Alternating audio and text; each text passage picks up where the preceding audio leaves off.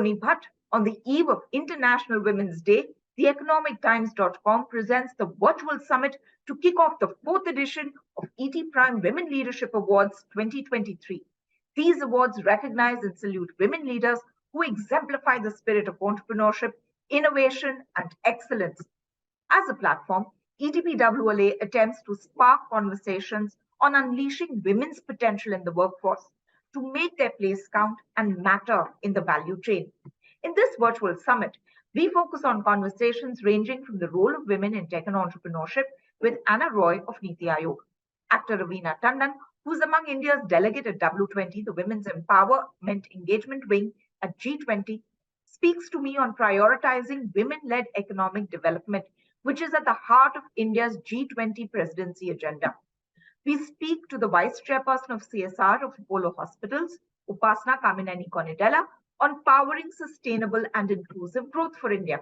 There's also a panel discussion on the low numbers of women in India's workforce and what can be done to remedy the situation with Nisha Taneja, Saidi Chehel, Advaita Kala, and Jaiprakash GC. But first, we kick off with a conversation with Naina Lal Kidwai, Chairperson, India Sanitation Coalition, and Chairperson, Rothschild & Co. India, on learning to lead, building and sustaining a culture of women leadership.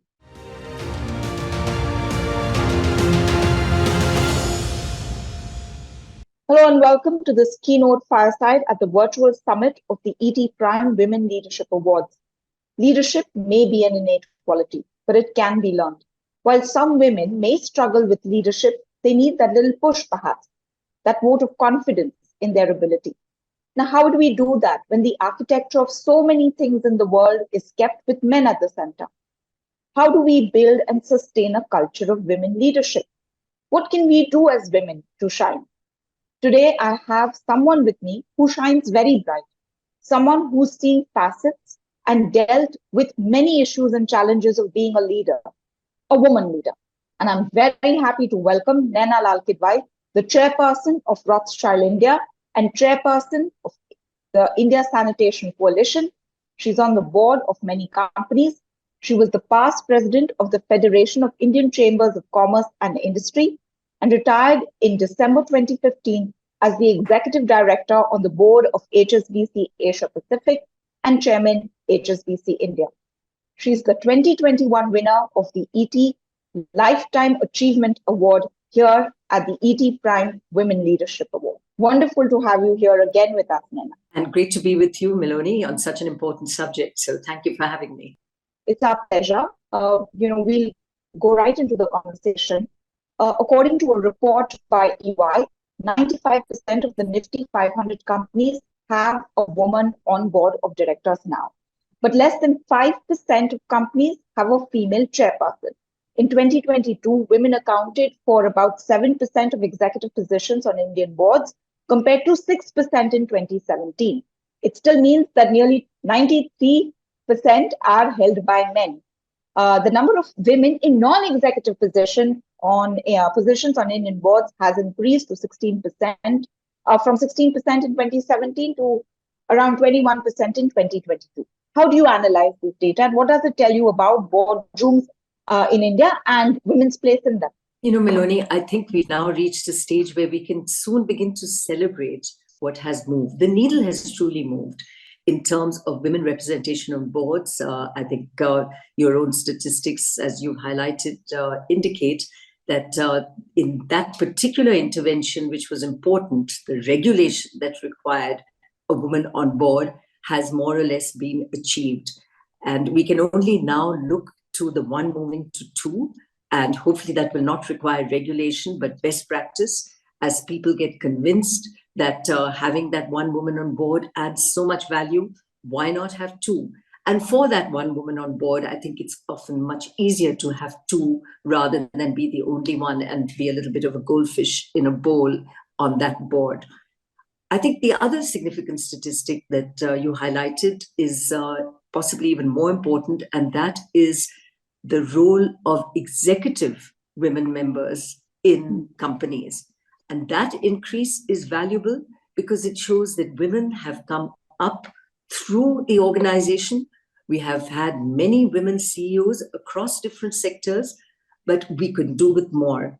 And pipeline, as we saw develop in banks, which were amongst the first to have women CEOs, initially, the smaller banks, the foreign banks like myself, and then moving on to, State Bank of India, ICICI, Axis Bank. We have shown that it is part of a journey. And once it's established across a particular sector, and I say a sector because there are differences in sectors. We have seen success in banking, great success in IT, but it's typically been IT, foreign IT. Our Indian IT firms aren't quite there yet, and yet the heads of the, Accentures and others of that ilk have been women, not once, but even twice over, Intel, etc. We clearly have issues in manufacturing companies. There's a view, wrongly, I believe, that women are tough to bring in to manufacturing companies. Across the world now, there is a change therein. So sector by sector, it will need tackling. Some are still on the journey, others have well achieved it. And I think it is for those that have not to look at what they're doing wrong in terms of not attracting the right talent, and on the other hand, not thinking about what they need to do to make it happen. All right. You spoke about the intervention by SEBI, and that's a point that I'd like to get into a little later. But here, the data that we have shows that there are more women that are being absorbed in non-executive positions than in executive roles. What sort of an impact does this have, on business culture and on the wider ecosystem? I think both are important. The non-executive nature spiraled up because of the SEBI intervention. It would not have happened otherwise. And I was of this school of thought that women didn't need quotas, women, would make it in their own time. But I believe I was wrong. I think we needed that intervention at that time to escalate it. I think we would have got there, but it would have taken much too long. So that intervention helped in the non-executive nature of it. And I believe it will help the executive members to come up. And I can give you my own example. I was only deputy CEO of HSBC Bank when I got invited, and with a good chance of being CEO. And it's possible that Nestle management that offered me the role of being on their global board hoped for or expected this. But as a deputy CEO, joining a global board of Nestle was a big step for me. And I believe it helped me in the role that I finally filled as CEO of HSBC, and then prompted HSBC to look at putting me on their Asia Pacific board, because there may have been a thing of, hey, well, if she's good enough to be on the Nestle global board, why not on ours? Because it was the first time that they actually looked at putting one of their country heads from India onto their global boards. And my case, the Asia Pacific board, which was 90% of the bank's business. So one helps the other. And I believe for every woman who served as a non-executive board member, and not just women like myself who are in the sunset of our careers, but those in middle management who have come into boards will benefit in terms of what they learn, but will also be profiled with other, typically male board members, who then understand who they are, what their skill is, and suggest their name to be on other boards. That helps them in their executive roles because of the experience they've learned. And I believe in time to also chair the boards. All right. So you're saying that will create a pipe. I want to go back to something that you said about the regulator intervention, and that being the mechanism for increased gender diversity on boards. How long do you think we'll continue to need these quotas? Because world over, we are seeing that these quotas are in place for women. Yes, and the sort of 30% guideline, and we're not there yet in India, for boards to have 30% women representation, is in some countries a mandatory requirement and some a guideline. And I think we have from SEBI also specifics within this one woman, which is that it should move to being an independent director. So it's not just particularly for the large number of family companies we have in India, which is a very big number, that it's not just a family member, but actually an independent director. there. So that's a refinement which is important. And I think moving to 2 or 30% are global guidelines, and we will see that happen. A lot of change comes because the investor community, which is large and in fact quite critical to our big listed companies, begin to ask for this as they look at the governance components and evaluation of the companies in which they invest. And you will see that that push typically will happen in the large companies. And therefore, I have been on boards where it's not limited to 30%, but we had 40% women on the board. So you will see companies that are moving well beyond what is an international guideline. But we do have lots of laggards in the country who hopefully copy what is big and working in India, but also who begin to understand that this works. And sometimes it's just, not that they don't want to do it. It's just a perception that it can't happen. Oh, women, I want to have CEOs who are women to come on my board. But, there aren't enough who were women CEOs. But hey, by the way, for every board member you brought on, that guy, when he joined the first board, had not been CEO. So why this distinction? Why wouldn't you just look at women through the same lens as you do the guys that you first bring on their first boards at the first time? So I think the lens has to be the same. Women have to come on because of what they contribute to companies, and they do. We are seeing now that in consumer product companies, the choices that women make count across consumer products, across durables, across even cars. And if women are amongst the consuming public in companies which are selling goods, then surely having that insight on your board is going to be helpful. You do have the talent that you can deploy that are women. In order to do that, do you not want to signal from the very top that you have adequate women representation? And at the top, I mean boards, yes, but also in terms of the executive. Because when I join a company, I want to know how do you view women? What is the culture of the organization? How do you empower me? And the role modeling that happens when I look up and I say, hey, look at these 3 women who are bosses or leaders in the organization where I am joining. Maybe I can be like that. Maybe this is the right company that will grow me into that talent. So that signaling effect is very, very critical as well. You spoke about signaling being critical, but you also spoke about the lens, the fact that, women are viewed differently than men are being viewed. From your vantage, can you tell us why that is? Why is it that companies still look at women and see maybe a liability, and they look at men and they see a possibility? I think it's just historic. People who haven't done it are just afraid to try, have a preconception, often wrong, but because they're the boss, there's no one to correct that. And I fear that it will require that change. If you find and look at the kind of companies, IT, banking, etc., which are far more exposed to the global world, who work across different societies and mixes of people, we are used in our industries to working with diversity of people, diversity of talent, a diversity of geographies. And so you get far less of the one type, one person, as you would see, say, in a manufacturing company, that particularly if it's one manufacturing company in one location. So I think some of it comes from the nature of companies we've had historically, and we are incapable. And I think it's a failing of looking beyond that lens. For some who are lucky and have daughters who are capable and pushing, and dinner conversations are around, hey, dad, you're like in the dark ages, you're the dinosaur of today, help. So I think children are also bringing that change.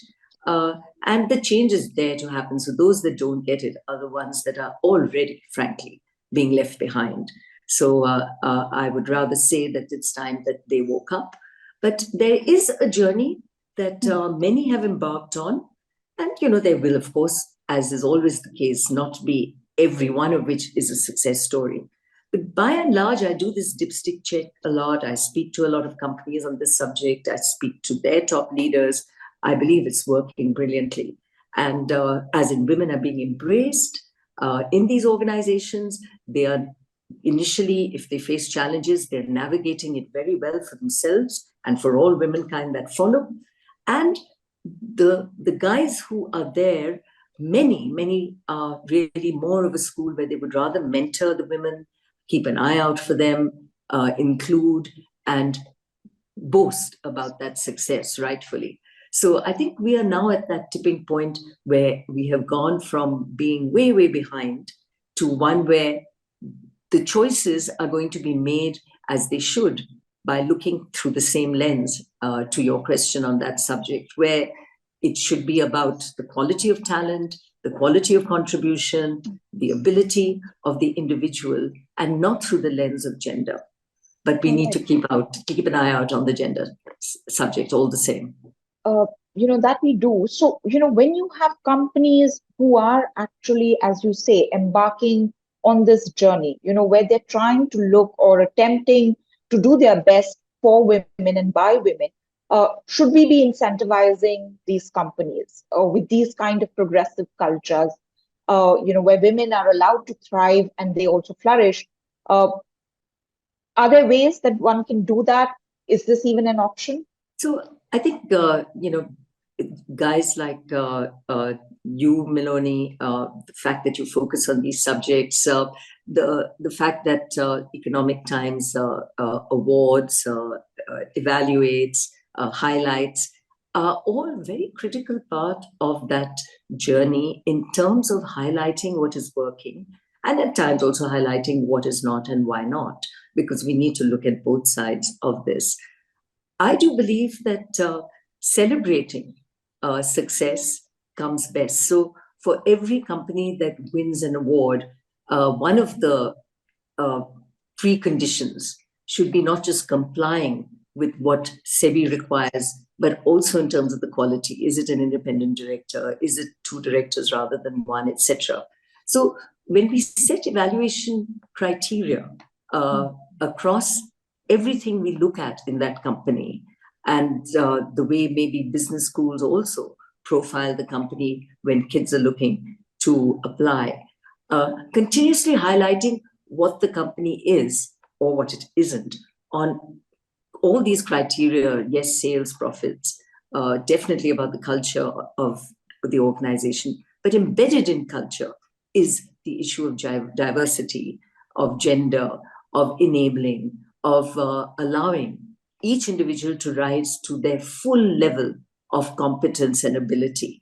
And that can only happen by a company embracing what is right for every one of the people that joins them.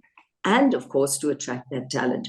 Now, attracting that talent is equally important, not just because we are able to profile that we are an organization that is committed to it, but also the way we hire.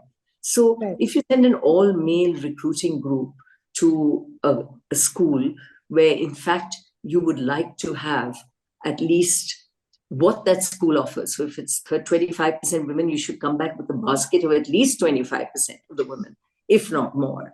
But how you showcase and represent your organization, have on the panel a senior woman who is also therefore seen as part of the leadership of the organization.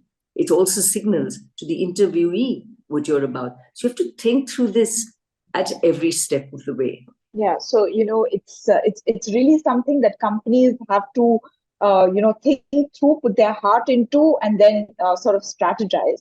These are my last set of questions to you, Naina. From your book, 30 Women in Power, Their Voices, Their Stories, you write, as a woman in a top job, I believed I was always under a magnifying glass and that people were watching me closely.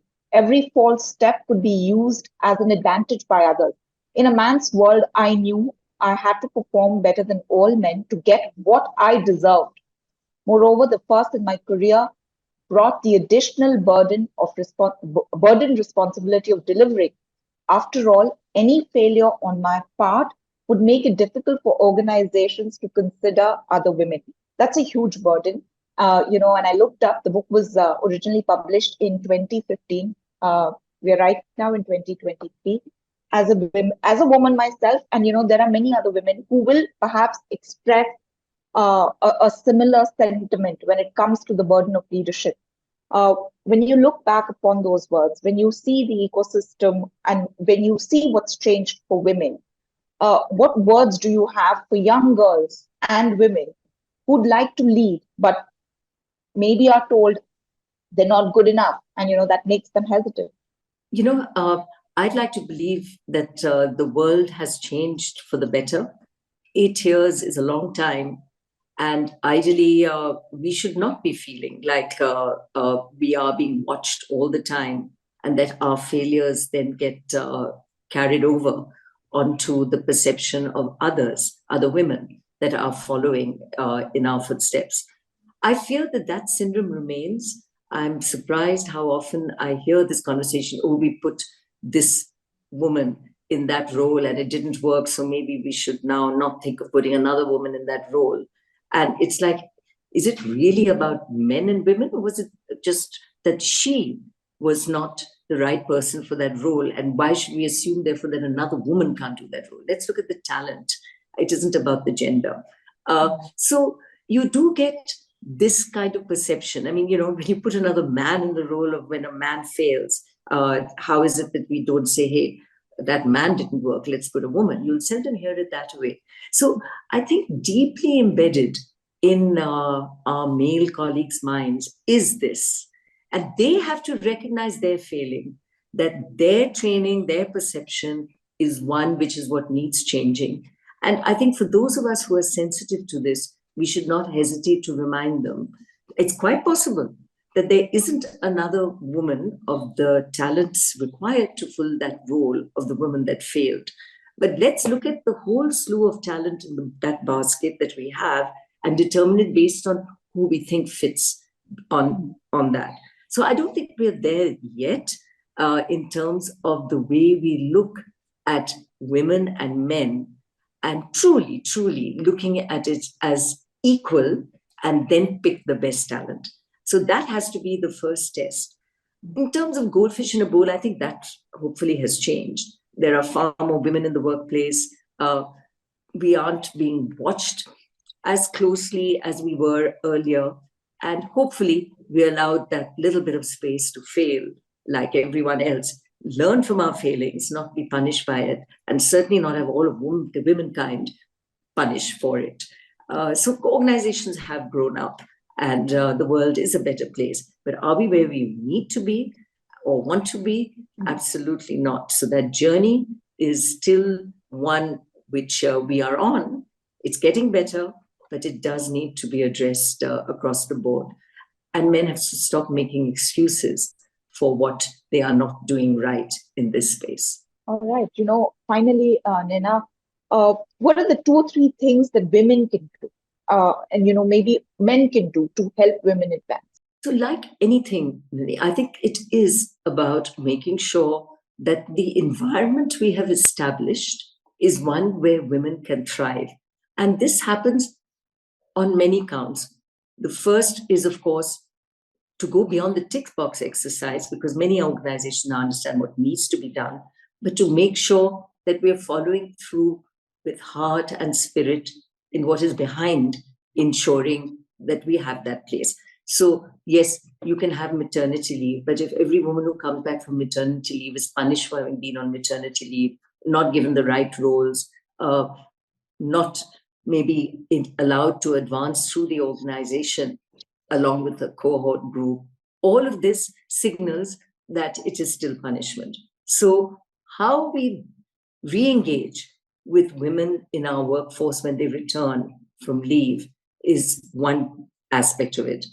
The second is, yes, leave may be there, but if everyone is like, hey, we don't want women on our team because they are getting to the stage where we know they will be taking leave for this reason, etc., it again becomes a discriminatory factor.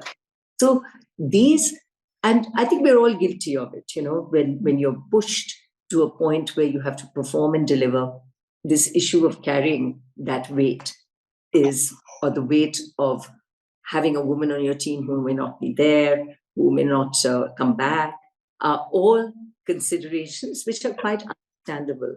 But these are, at the end of the day, discriminatory, and we have to recognize that for what it is and tackle it.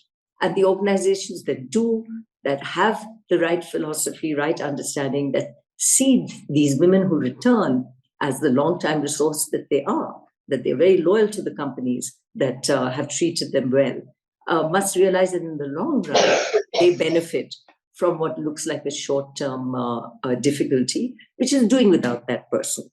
And the better the woman is, the more it's going to hurt when she's away. So in a funny sort of way, she's the one who's likely to be punished more because you want her back because she was so good at what she did, but she's the very kind of resource you want to retain. So I think we need to have with us companies that understand heart and soul as to why they want these women and the women to stay, and how they can embed them with the organization by treating them right when they're feeling the most vulnerable, which is when they're leaving the workplace temporarily to go and have a baby or look after other fronts at home.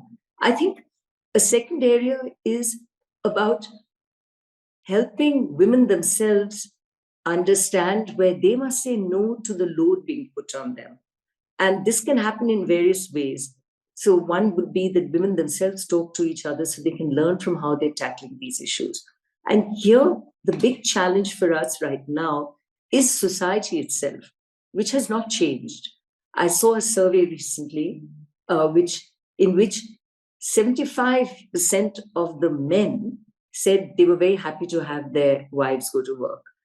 But interestingly, when asked about and what is the primary role of the woman, they saw it as looking after the home and the children. Now that is the dichotomy. Yes, she can go work, but she also has to look after home and the children. It's not seen as a joint responsibility. And as long as that is imposed by society on the woman, she cannot realistically juggle both roles without support. And it has to start at home with the husband, but also the in-laws, your own parents. I mean, how often is it that your own mother might be saying, hey, don't you think you should be home more with the children? Aren't you getting a little carried away with your work? I mean, I certainly had that happen to me. And as a result, you begin to be filled with the same self-doubts you should be. So for us as women to understand that, hey, it's time we rally the troops around us, our extended families, to come in and support us where they need to, and not just feel we have to be the most important driving force at home with the family, be the right daughter-in-law, be the right mother, be the right wife, and at the end of it just collapse from that whole effort. And some will throw in the towel at work because they find this is too much indeed to cope with. And we saw this in COVID. Women suddenly found they were home. They didn't have the advantage of a school system where their kids could go off to, husbands at home.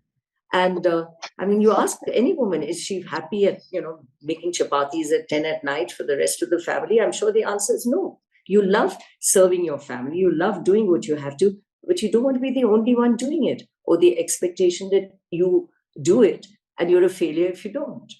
So we have to have society itself also reflect on the burden it puts on working women, and women also to say no. And I don't mean fight when you say no, but really help the family understand the journey you are on. It's not easy. And for a lot of women, I think it is tough. But as you say, it's very important that families, and then through families, society at large, understands the kind of burden that they put on women and share that load so that women can succeed, for society to succeed. Naina Lal Kidwai, it's been an absolute pleasure having you here at the ET Prime Women Leadership Awards. Thank you so very much for your time and for your thoughts today. Thank you, Melanie.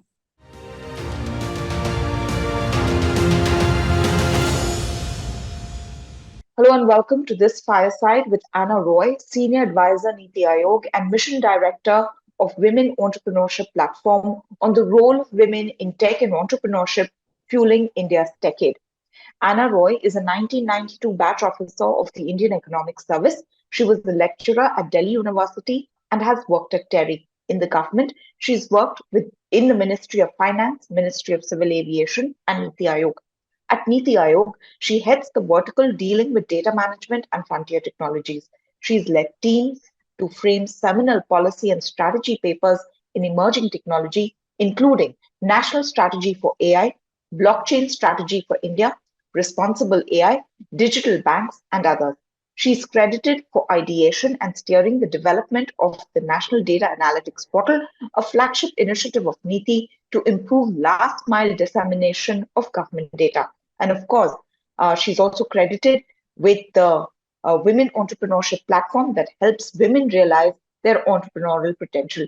Ms. Roy, we're delighted to have you here with us. Thank you, Miloni, for inviting me and giving me this opportunity. Thank you very much.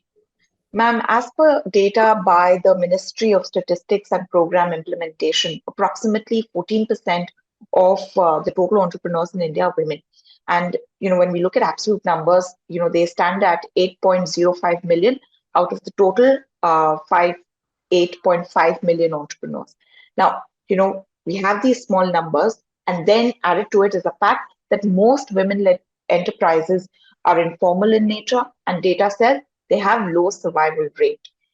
In this backdrop, and with your experience of being the mission director at WEP, could you outline what are the key challenges for women-led businesses and some of the policy gaps that exist? Okay. Thank you. So while I'm not an expert on the subject, I do not regard myself as an expert. What I'm trying to do is to create a ecosystem which enables women to realize their potential in the space of entrepreneurship by providing them the right information at the right time seamlessly. And I firmly believe that overcoming information asymmetry is one major aspect to empowering women to become better entrepreneurs. Having said that, what we have seen in our research is that the women led enterprises, are not sustainable. They do not get the continuum of support from establishing of the business to its sustenance and scaling up. They also are not really in sectors spread out, and they tend to be typical sectors like arts and handicrafts or food and beverages, etc. And you already spoke about their being largely in the informal sector. So one major reason for this, I feel, is that the problem that women face is how to deal with the problem of failure. Uh, while we have seen failure is part of any entrepreneurial journey, and it is a male or female, it should be gender agnostic. But for women to deal with failure, we have seen is much more difficult than for male-led enterprises. The reasons being, first, women still do not have that position in the society. If you see in rural areas, whether it is ownership of land or in urban areas, the dependence factor still is quite large. Second, information outreach is there is a lot of information gaps for in this space for everybody, but women face it more. They do not get that support, and then for them it is not something which is the done thing. This is they are venturing into new space. So once they fail, for them to come back is very difficult. And whatever research has happened, whatever we have done under WEP, under the aegis of WEP, we have seen that for women it is okay, do it, experiment. But if you do not succeed, it's either marriage or falling back to a safe, quote unquote, a safe vocation. So I feel these are some of the reasons. Then, of course, there is this huge behavioral issue as well. So I feel this problem of dealing with failure could be one of the major reasons why women led enterprises, achieve and size still is limited to a smaller segment. We don't see this happening at scale. So that is the one area which we are trying to address, either through various nudge initiatives, through providing them with necessary information, and through the network effect,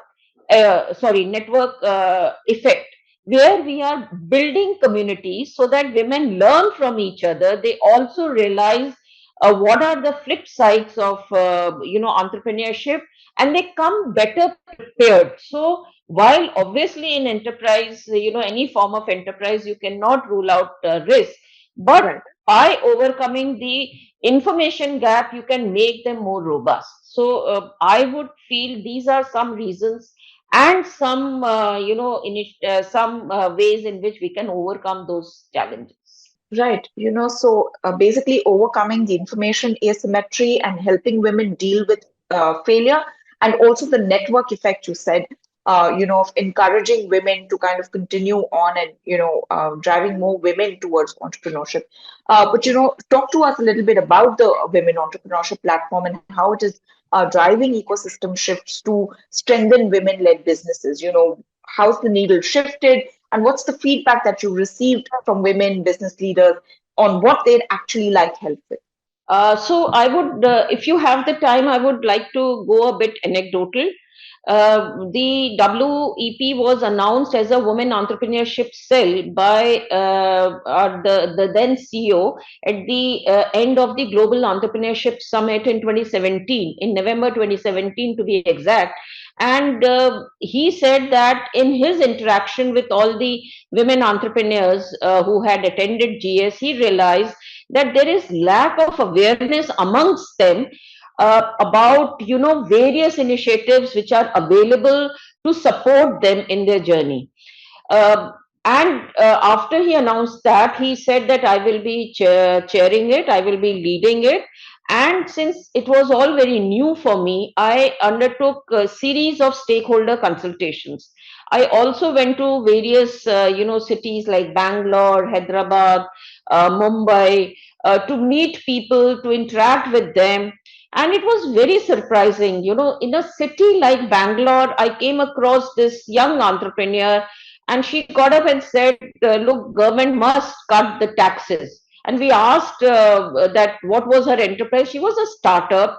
She was in a second year, and she had a CA, and she was paying tax. She was not aware about the benefits to a startup which the government had provided. So that made me realize a couple of things. A, the information is not, available seamlessly, in the sense the consumption and discovery of the information is not there properly.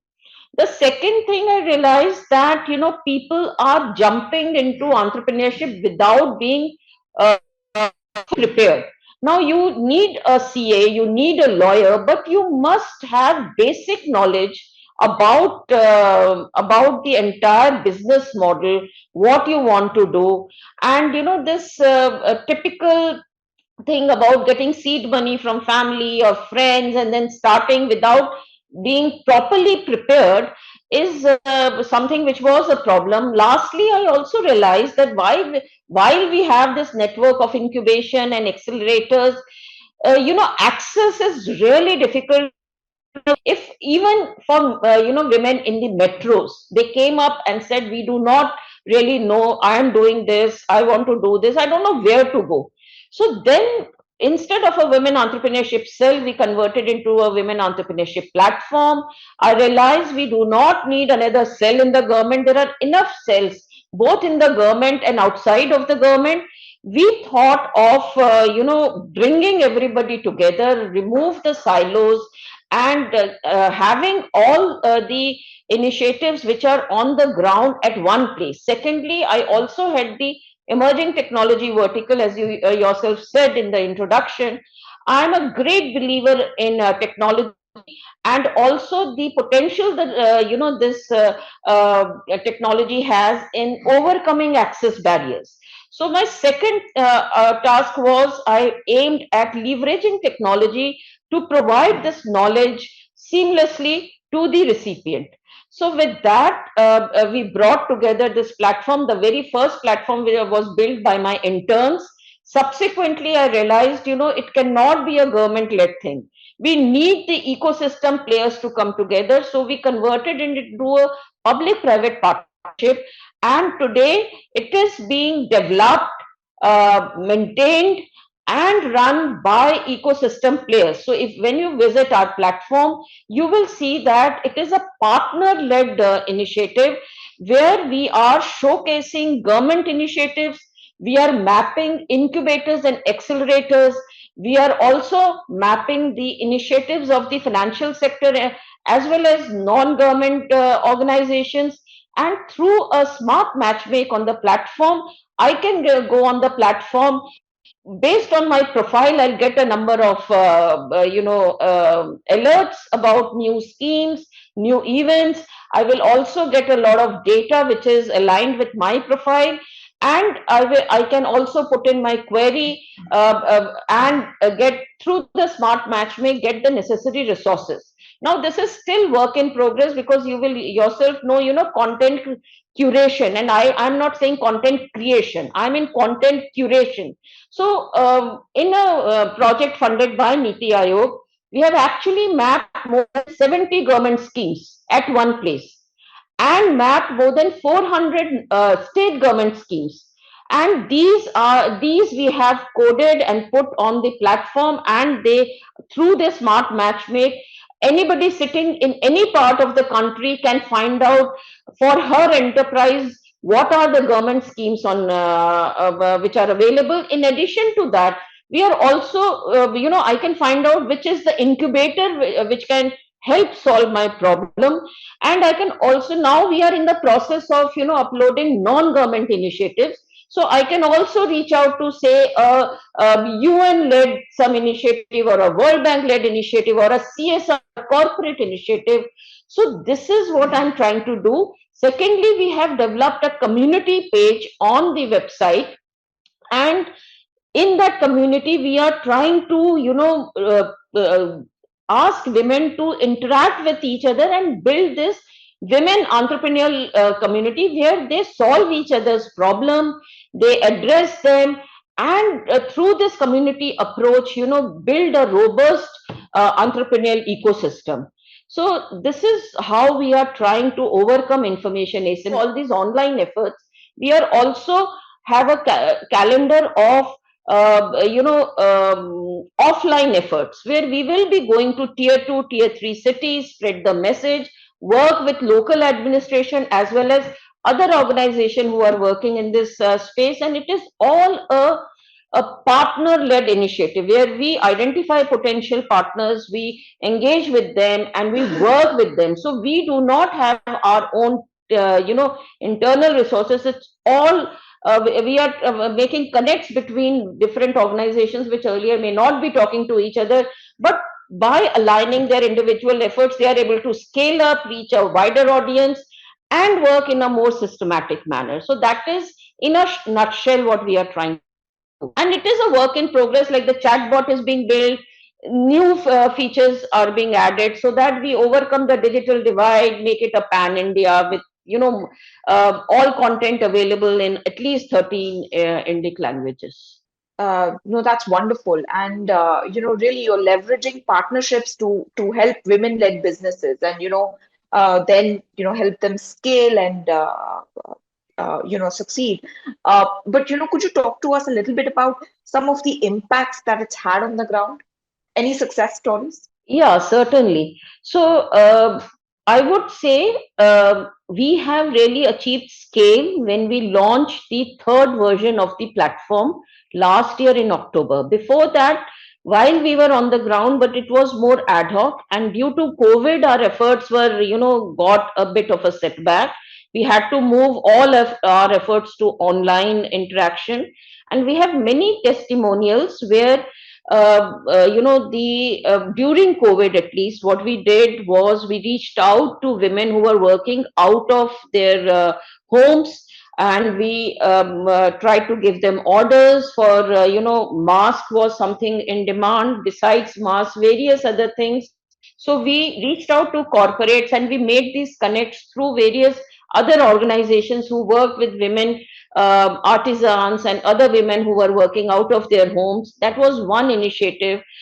Second, what we did, because finance and compliance are very important aspects of any business, we have partners who are themselves women-led startups, and they, that is the strength of WEP, where a startup comes forward and says, I will give back to the society. And they held many webinars, because at that time we were only restricted to online interaction. And we have these testimonials from women who said, I was into X area of enterprise. I did not know whether I should have a proprietorship or what kind of enterprise I should have.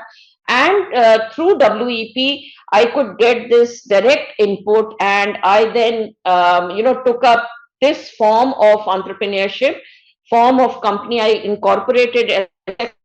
I don't remember the details, but I think it was a section. It was a social impact organization for her. So then she said, I benefited from this advice, because I at that time did not know what kind of how I should, what shape should I give to my enterprise going forward for its scaling. And you will be surprised that after during COVID, she got this advice, she set it up, and it is a Kerala based enterprise. She grew at such a great pace that she went on to become one of our women transforming India awardees, which Niti Aayog organizes with UN, used to organize.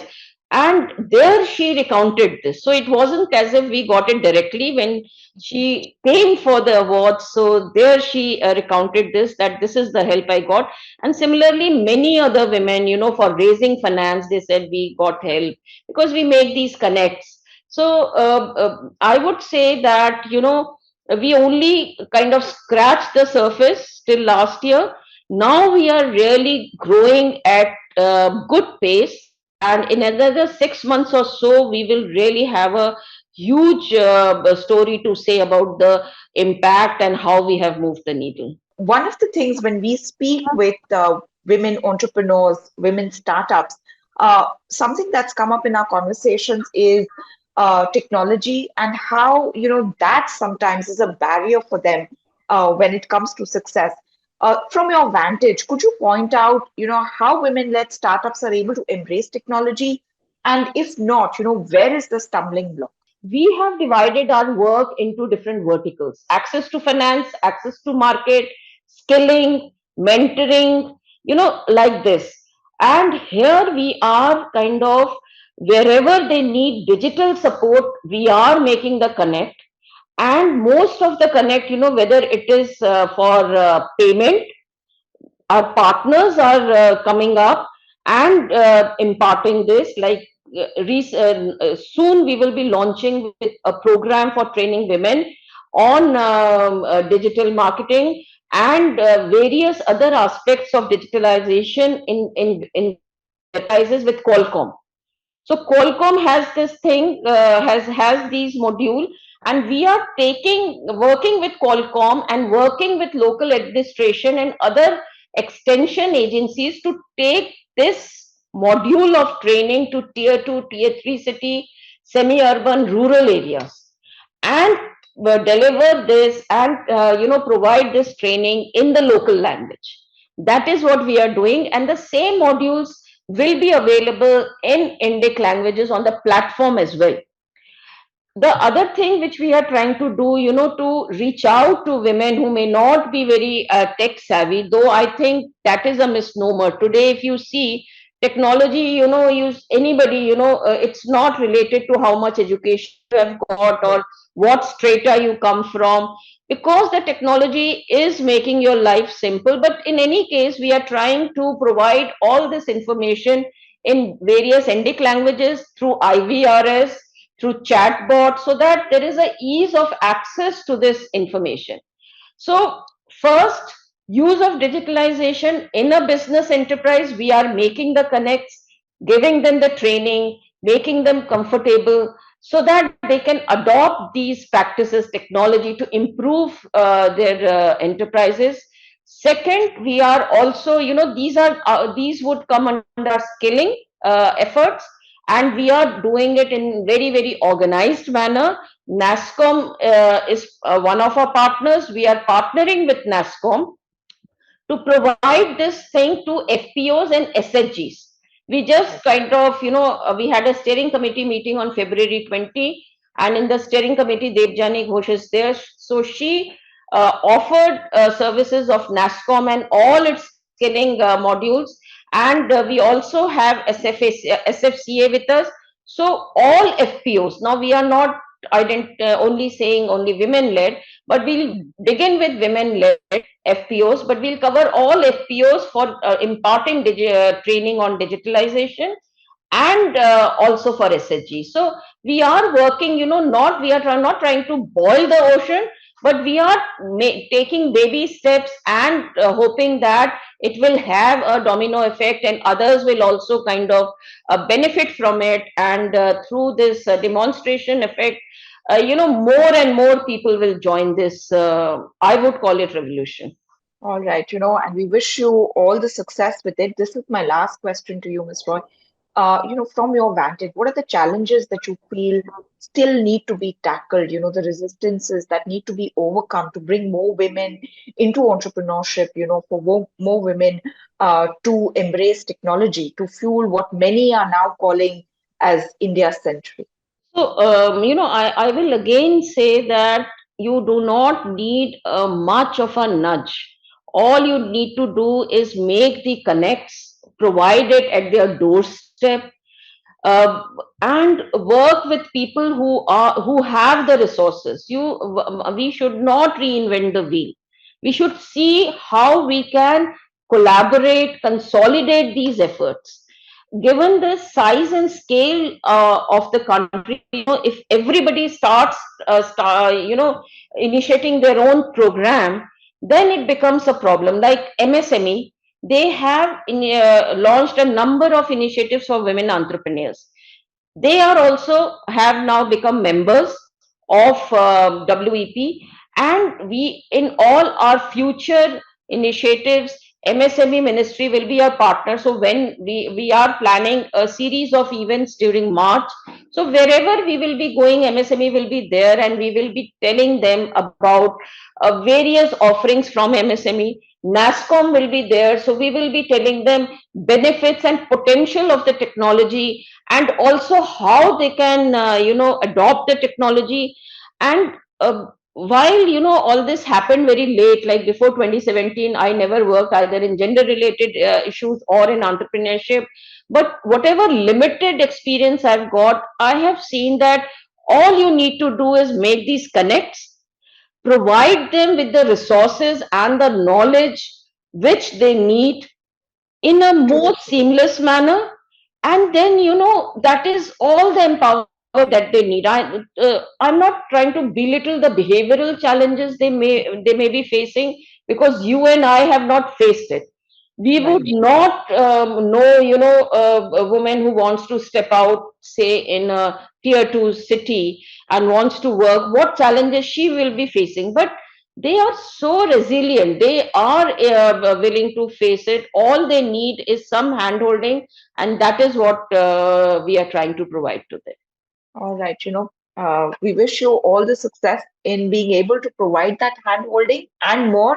And thank you so much for bringing so much effort so that there are more women in entrepreneurship and more women can succeed. Thank you for all the work. So, can I have the last word? I would Absolutely. want your organization also to partner us and use your platform to spread the message of what WEP is trying to do, so that we get more people, more women, register on the platform, and also potential partners to see that, okay, here is something where if I come, I will have a captive audience or a captive beneficiary class for my programs, and they come and become our partners. So for both registered users and prospective partners, I would request you to use your platform to spread this message. And we'll do our best to do so. Anna Roy, thank you so very much for sharing your thoughts and your time today with us.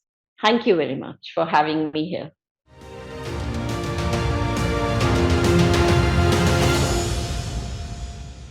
Hello and welcome to this virtual summit of ET Prime Women Leadership Awards. I'm Miloni Bhatt. When it comes to women in the formal workforce, India's numbers are very low. How can we boost these numbers to power India's she economy and growth over the next few decades? And this is what my guests will delve into today. And I'm very happy to welcome my panel, starting with Sairi Chahal, founder of She Rose and founder of Mahila Money. She Rose is a social network for women with various communities to help women grow. Sairi, welcome. Thank you. Thank you for having me here.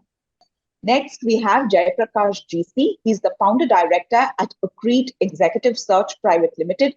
Accrete is a boutique executive search firm specializing in leadership hiring. Good to have you here, Jay. Thank you so much, Miloni. Next up, we have Advaita Kala. She is the author of the bestseller, Almost Single, and an award-winning screenwriter. Advaita, welcome to Economic Times. Thank you. And finally, we have with us Dr. Nisha Taneja. She is a professor at Indian Council for Research on International Economic Relations. She's worked as a consultant for the United Nations, World Bank, and the Asian Development Bank. She's a member of the World Economic Forum's Global Future Council on Trade and Investment. Nisha, welcome. Thank you so much, Miloni. Pleasure to be here. And we're very happy to have all of you here. Nisha, if I could begin with you first. According to data from the World Bank in 2021, India's female labor force participation rate was about 20%, contributing to about 17% of GDP.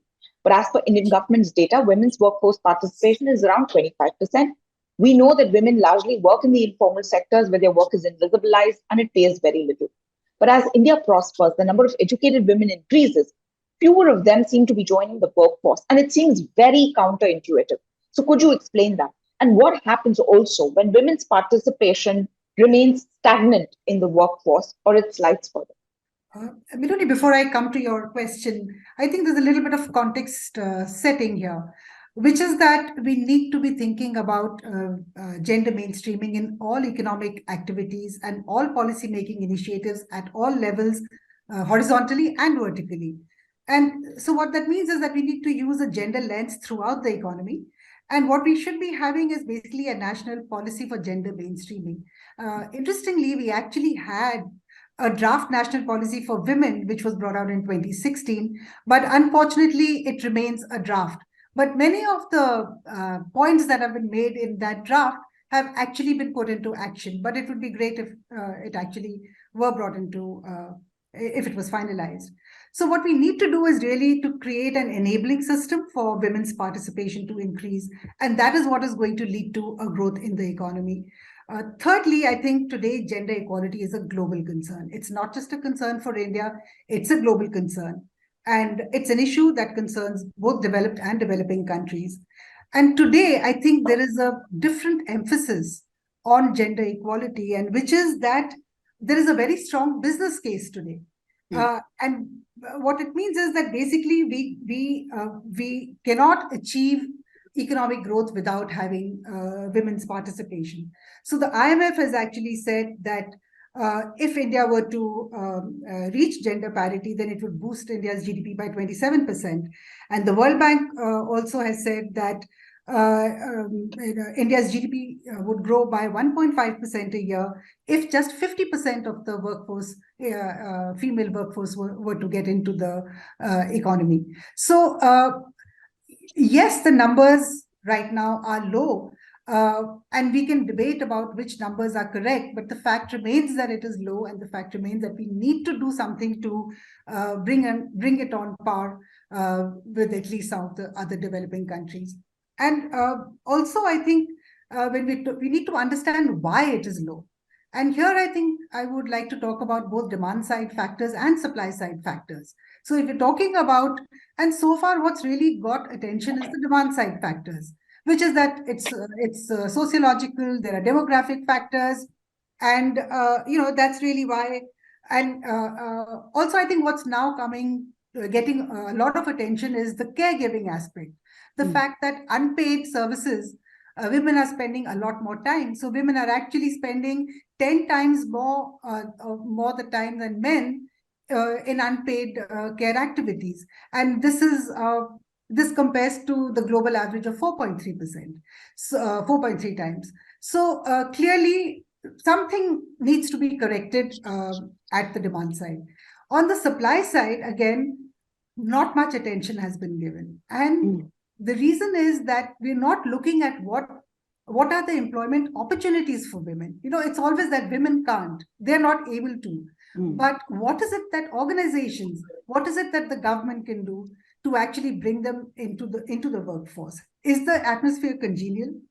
Can they actually draw women? Is there an employer bias? Is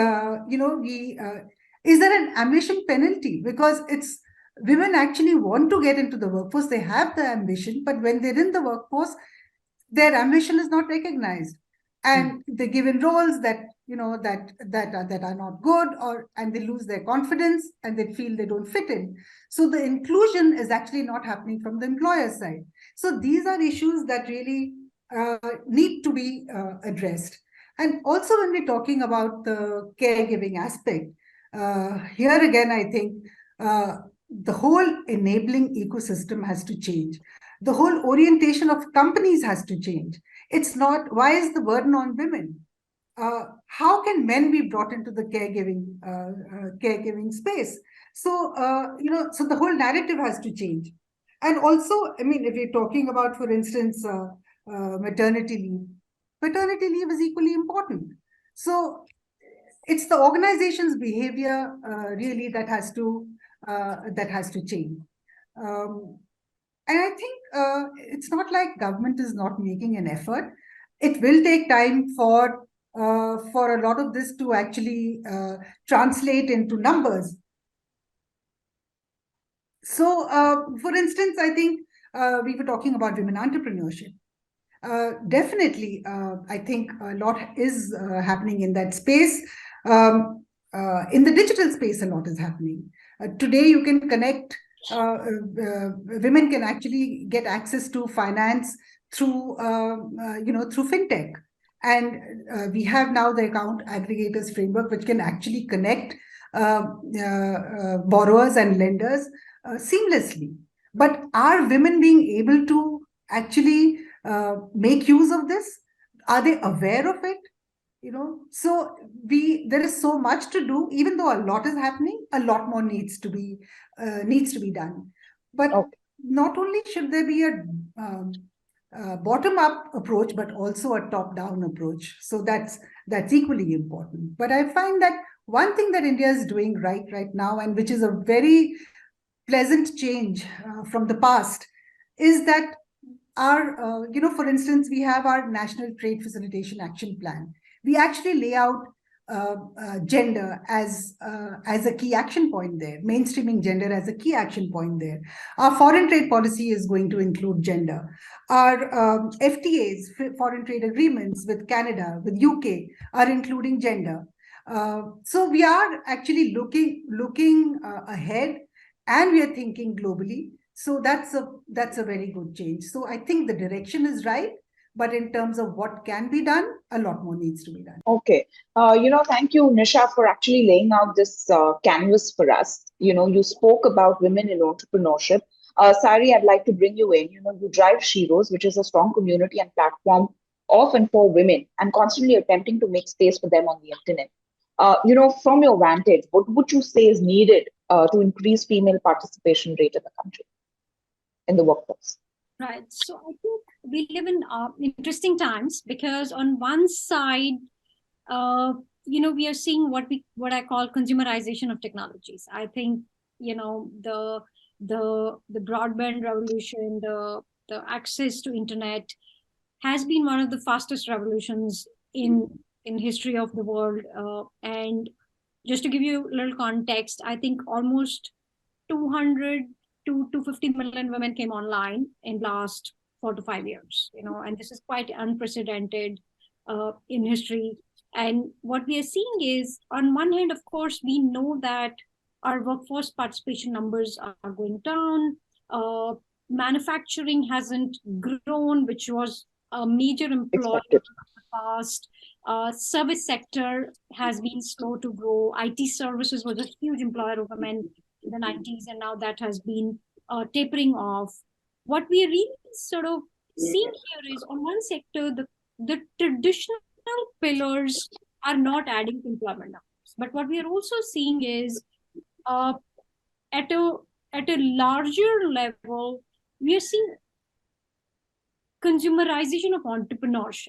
So today, just imagine anybody who came online, has a phone, has access to the internet, is potentially an entrepreneur, which means they have a chance to access the process of economic value creation. In digital payments, Aadhaar, everything has sort of made our job a lot more easier.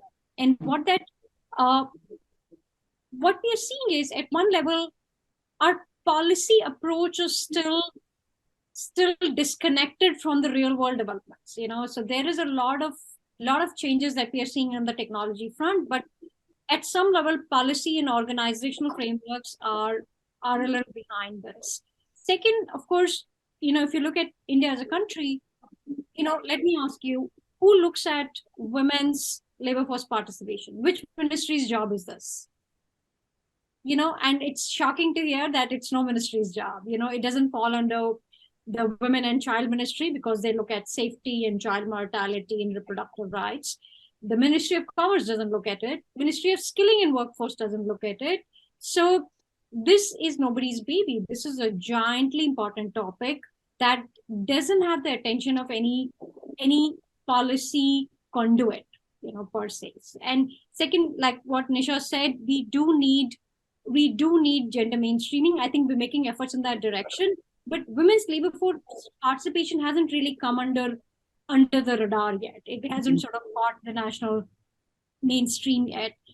As a founder, who's worked with women for over a decade now, and who's seen the growth of Indian technology industry, I can safely say that at some level, formal sector job loss is entrepreneurship scale. So what didn't sort of convert in numbers in the salaried or the wage earner bracket is now sort of converging into different cohorts of entrepreneurial activities. So right That's from interesting. as basic as, let's say, a YouTube influencer, to as big as, let's say, the neighborhood boutique, the neighborhood parlor, the neighborhood food seller, the WhatsApp commerce person. And interestingly, we're yet not accounting for a lot of it. So while we don't account for women's caregiving work, we're also not accounting for the new economic activities, which is actually what's growing the fastest. So if you look at UPI data and we distill it down by gender, I'm sure we're going to find something interesting there. So today we're not doing that. And the truth is, if we are going to look at this challenge in context of 2023, we got to make sure we're not leaving the technology filter behind, because technology is a massive enabler of the Indian economy. Now, India is on the major digitization path. So in some ways, digitization, entrepreneurship, and access to financial resources is all connected. And that's where everything else sort of plugs into it. Skilling, of course, policy, organizational frameworks. And we know there's so much happening in the world, right from AI to remote work to post-COVID entrepreneurial surge. And we also know that the world is losing jobs faster than ever before. What was job loss is now probably has turned into entrepreneurial activity, but we haven't yet put our finger on it to say, how do we account for it and how do we catalyze it? Like, my firm belief is, if India added more capital in hands of women, it'll become capital. Just imagine literally putting capital in hands of, let's say, 5 million women to set up their own little business. Each of these 5 million women will employ another 10 to 25 people. It has a massive GDP impact. So I think we need to sort of refresh our approach to the process of GDP creation and women's workforce participation. And that's where a lot of our India digitization story plays out. Right. Right. So yeah, this is it's absolutely true in the sense that we have this massive push with digitalization, fueling entrepreneurship, coming in with the India Stack, actually leading to something where women can be empowered and there is space for women. And also a very good point on the fact that, the internet economy can power women, and perhaps, those numbers need to be taken into account. Jai, you deal with executive search, and as Heidi pointed out, if India wants to be this $5 to $10 trillion economy, it has to ensure employability of youth, and it has to drive women into the workforce. And those are the two ways for us to manage to do it. Now, the share of women in senior and managerial positions in India is very low at about 15%, and there are only 9% of firms with women as top managers. We all recognize, and it has been said on this forum, that companies succeed with more women on the roads. So, from your vantage, tell us, why are companies not able to create this environment for women to advance? And what must women and men and companies do so that women can do? Milani, it's, if you look at it, this is a perception. They say that they're giving too much of diversity, hiring people talking about it. They're saying that we want women to grow in the in the organization, and they say we want women everywhere.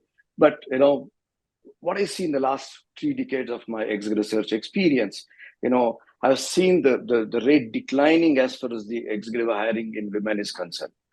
Now there are various reasons for that. Absolutely, and there are various reasons for that.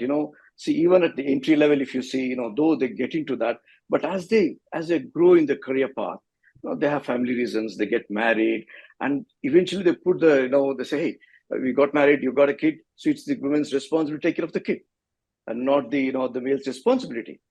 And it is the in-laws also say, hey, why don't you take care of your son or a daughter? It all starts from their A, and B, when they start coming back to work. And they should be, the employer should give them the comfort feel as far as, leave policies are concerned. I think, Nisha touched upon that, where, you don't give leave facility, where though we have, a maternity leave of 6 months, but I mean, you can't, start working from there, right? And so what happens? The kid is dying at home, you need to go back there. And somebody calls, hey, listen, the kid is, why don't you take care of them? That's 2. And 3, the organization should give them the benefit of, maternity leave, which also have, some kind of the kid care center, in the office where, they can take care of it. IT started it in the earlier instance. The IT organization started that, and they gave all the facilities, but eventually they kind of scaled it down, if you could see. And not many women, they start the career, and when they come at 35, 40, at the peak of the career, they kind of take a next step because their children will get into the graduation, and for them the master's is important, graduation is important, and they'll try to be with their children to see to that how to get the graduation and the master's. And then slowly the parents and in-laws, they're aged 70s and 80s of the years, and to take care of them, and who will take care of them? And slowly they start passing the baton to the women. And women, they've been, at every walks of life with us. And I mean, personally, my daughter-in-law also works there. I tell, listen, you should also give it to the response to my son too. So they kind of balance it out, but not too many do that. And that affects too much on their career path. And, though they say, they want diversity hiring, I mean, the statistics talks about it, but even today in tech or non-tech, show me more in tech, show me how many women leaders are there or how many men leaders are there. And that speaks about it, though everybody, say that, yes, we want to hire women, in every walk of life, but not truly. And if you look at blue collar, and that's the toughest place. And we have not seen any women executives in a manufacturing or a blue collar organizations. I mean, one or two maybe example like Indra Nui from the FMCG sector, she became number one. But if you look at manufacturing, let's say a Toyota or a BMW or a Mercedes or any manufacturing company, hardcore a tool dyeing company, show me a women leader. No. There again, they say that okay, men can do better. That's what there's a huge discrepancy happening there. But again, somewhere they should give the cue to the women, saying that no, a lot of in-house skilling should be done, a lot of facility should be given to the women, and and also I should, though it's the right platform to bring this particular topic, period leave. In fact, David Hester is seeing India Today, and there was a discussion happening, and they were talking about period leave, and women get cramps. What are they supposed to do? They have to be in office, and they can't take a leave. And in a garment or in a blue collar company, they have to work. They have to there, and they will try to compare their Productivity. based productivity based on the men. Not fair. Not at all fair. And they should give some kind of over the the maternity leave they should give for this menstruation leave, or a child taking care of leave. I mean, parents and in-laws leave. I mean, these are the benefits if you give to men and say, hey, listen, don't worry, you work from home. Let's say if you're maternity leave, take 1 year, be at home, work from home. We are there with you. Show me how many companies did that. A. And B, even they said, and there was a recent, there's some tech firms, I don't want to name the name of the firms. They said, we are going to hire people, who took a break for 3 to 4 years. What happened? They came back, but they were not able to accommodate them because their peers were trying to push them. Hey, you took a break for 3 years. The tech has changed. As Sari was telling, new tech is playing a significant role. AI, ML, your blockchain, you name it. That has taken a new turn, and it's difficult for the women to immediately learn. Of course, 2 years, 3 years, there's a huge gap. And how do you give them the training on the new tech for them to catch with with other people in the system? And though we speak, but still I think still lot to be done globally also, let me put it that way. Even if I want to give on a lighter way, if I want to give an example, Pathan, Shah Rukh Khan earned more money, Deepika Padukone didn't earn that much money. Again, what's the gender equality? We're talking about it. All right, you're basically saying that, when rubber hits the road, that's where things are not changing. On the ground, there is a lot of work that needs to be done, even organizational mindset. I think they have framed it and they've, put in their purpose, but that purpose needs to meet some action. Essentially, that is what you are telling us, That is... Sorry, I think, Jai, is the opportunity, that exists for India. Advaita, you now heard all of them, right? What are your thoughts? And from your vantage, how do you see, because, you watch society, and how are you seeing women help other women succeed? Men help women succeed. Right. So the first thing is, of course, women do work. Most all women work, we're just not paid for it. So that's a reality as well. And a quick fix is if you pay women for homework, for housework, I've read figures that say that something like 13% of your annual GDP will increase if you just acknowledge the fact that women are working and need to be compensated. We've seen this happen over and over again. In fact, the most progressive aspects of our society have been the law, the courts, because when there were situations wherein dependents lost their parents and they had to calculate, insurance companies went to court and all of those kind of things happened, and they had to calculate, the contribution. Now, for a father, it's very easy to do that, right? Because you calculate his age, how many years of service he has left equals this much money, which he would have earned if he had lived his full life. And you can transfer that over. What about the mother? What did she bring to the table? And as cruel as it sounds, in the instance of such a devastating tragedy where you lose both your parents, the courts have made an attempt to calculate what a woman would earn in terms of contribute financially by just her being alive and not necessarily, going out to work every day. So I think it's exceedingly important that we start first from the perspective that women do work. In fact, we all work. I would say 100% women work, maybe 100% men don't work. So that 82%, because they have the option to work. Women have so many issues when it comes to getting out into the workforce. So I think we're doing better in terms of that. We just need to know how to acknowledge and quantify the work that women do. So that's the first thing. The second thing is, of course, looking at South Asia itself. And I found it very interesting while researching for this program that, Bangladesh is ahead of us. Sri Lanka is ahead of us. Nepal is ahead of us in terms of like women participation. And this is because of, in Sri Lanka, for example, in Bangladesh, because of the ready-made garment factory. So the Indian government has picked up on the fact that, MSMEs will have a role to play when it comes to increasing women participation in the labor force. So you have a lot of schemes and entrepreneurships as well. Let me just say, even in this new startup economy, only 10% of these startups are run by women. And if you ask me about unicorns, everyone loves to talk about unicorns. I can only think no more. No, is it over? No, yeah, it's over. Burst. This was all. Yeah, we were doing it in 2021 and 2020. We're not doing it. You're not doing it now? Okay.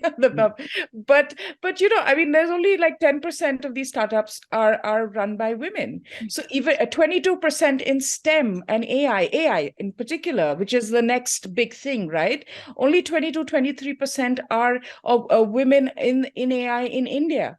So STEM and STEAM now, the participation of women, even when you look at the jobs of today and tomorrow, women are not finding a space there. So I think this requires a very holistic viewpoint. And I was listening to Jay, and Jay, I've been involved in that debate over the menstrual leave. And you seem to be saying that it should happen. In fact, I took an alternative view because I looked at the Swedish government, which is when Nisha was talking about having a certain female perspective or feminist perspective, which is what Sweden does when it formulates its policies and looks at its budgeting. And the feminist perspective I want to highlight here is not female superiority, but basically gender balance and inclusivity. So looking at it from that lens, I think it's exceedingly important that we understand where our schemes are being used. So if you have the Pradhan Mantri Mudra Yojana, Pradhan Mantri Rozgar Yojana, you have SEAT, you have TREAD, you have a lot of these schemes coming in that are encouraging women to become entrepreneurs and employ women. But when you have something like in the corporate world and menstrual leave, are we then going to have corporates saying, we don't want to hire women because she's going to get 2 days a month extra, which is going to be 24 days in a year, and her productivity will be impacted. And if you look at statistics with menstrual leave, it's about 24 to 25% of women who actually have the kind of pain that needs medical intervention. Anecdotally, being women, we know women who need injections for pain. We know women who can run marathons when on their period. It's a whole spectrum of experience.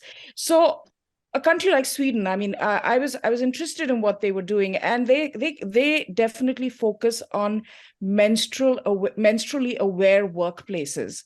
And I think that's really the shift we need. We don't need to have more leaves or more privileges in the workplace, but really a whole shift in the way that we view the workplace and how it can accommodate women and their changing demands, lifestyle demands, and like it has for men, like it does for mental health. This is very important. And why don't we give menstrual health that importance that we do mental health? Because menstrual health only applies to women, whereas mental health applies to men and women. So I think we need to be a little more assertive, even within our communities, our spaces, in terms of ensuring that women are taken more seriously in all aspects of life. And I know that's sort of a generic viewpoint, and I know that most of us do that in our own lives, but to make that shift, it's essential that we have some sort of plan in place. And I agree with Sari, I mean, it's alarming that we don't have a specific ministry that would look at this, because I think it's the need of the hour. It's the need of the hour to be able to say that, yes, this is my benchmark, and here's what I'm going to do to deliver these results. No one's accountable to women. Back in the day, it was like a sari and a pressure cooker, and give me your vote. And I think women now have to sort of move away from that kind of handout and not expect that handout even at the corporate level or from our leadership. So that's just my... So I don't think women actually expect any sort of a handout. I think the idea here is just, as you pointed out, is to make an option available to women and give them that flexibility. So to be, as you said, more aware corporates, and to bring in that awareness and say that, hey, we're here to support in case if you need support. If you don't need support, well, that's also all well and good. But, Nisha, a lot of people have pointed out to women in science and tech. And each year, 40% or more STEM graduates in India are women. But only 14% of them end up in jobs in universities, in our institutes, in our corporates. We even lose out on that signaling value of showcasing women to other women. So now we have, this tech play which is happening with data, AI, and ML. Technology is shaping the future. But if women are not part of shaping the tech, then what sort of a future do you see our girls inheriting? Yeah, I think, we are again talking about, there are a lot of women available there who are qualified. Again, I would say it's a supply side issue. Why are organizations not hiring? I think that's what we need to address. And I was listening into what Jay was saying, and all the burden seems to be falling on the woman. Give her this privilege, give her this flexibility. No, it has to be men and women. It has to be maternity leave and paternity leave. It has to be caregiving by men and women. So can organizations actually put in place something like sensitizing men and building their capabilities for caregiving? We don't think about that. And one very important thing, I think it's one of the finest policies that has come up in the last 1 year, which is that SEBI has actually brought out a regulation which makes it mandatory for the top 1,000 firms to disclose gender disaggregated information on employment at all levels, including board members, on turnover rates, on return to work rates, on maternity leave, paternity leave also, and also on skill development. So if companies are going to be reporting data at gender disaggregated data, obviously they will see what is happening, and this gives them the tool to actually address it. And what's really good about this policy is that it's applicable not just to these top 1,000 firms, but also to their value chain partners. So that really increases the scope of this mandation. And that's where we can begin. So organizations will automatically now they have to look at these issues, and they need to think ahead, and they need to prepare themselves on how to mainstream gender into their corporate culture. The whole culture has to change. The way the organization looks at men and women has to change. But Nisha, you pointed out, you brought in SEBI, but how long can regulator interventions continue to be the mechanism of increased gender diversity? It's mandatory to report, but that's really the starting point. You need to know what's happening in the company. Earlier, we didn't even have the data to tell us how many men and women are there in a company. So, and this will help companies to structure or devise their policies which would mainstream gender. So any policy that is made in a company would take into account the gender workforce in the company. So it's we're not talking about reservation. We're not talking about how many women are there. We're talking about how to include them and how to make it's also about sensitizing corporations to how to get women into the workforce. Instead of the way the organizations are looking at women force today is that that they will take leave, maternity leave. 6 months maternity leave today is a penalty, because from the organization's point of view, if a woman is going to be out for 6 months, well, why should we hire her? But that is what has to change. Make it 3 months paternity and 3 months paternity and 3 months maternity. You'll see a big change. All right. Or if it's 7 days casual leave, let it be 4 days for caregiving for men and for women. Okay, yeah, that's a good point. I mean, it's the way that you can actually tweak certain policies, so you make them supportive to women, and then, also ensure that, caregiving also becomes a part of something that men do. Sairi, the world is changing, right? The way we work is changing. COVID spurred the gig economy, and it gave women so much flexibility, which is, I think, what a lot of women want and which was missing. So in the gig economy, we saw that, women grabbed that opportunity with both hands. How do you see India actually shaping up for women to be in jobs, with all the changes that we see right now? Absolutely. So picking up from, what Nisha said, I think if we start reporting gender data in our annual reports, in our public listing analyst calls, it will make a difference. You're not changing, you're not asking people to do anything. You're just adding a layer of data, which is not a big overhead. I think there are some short-term incentive alignment I would bat for. For example, really incentivizing remote work. I mean, remote work is probably one of the biggest tools of bringing in more women in workforce. And remote work, I mean, we are the office for the world. Why can't India adopt this in a major way?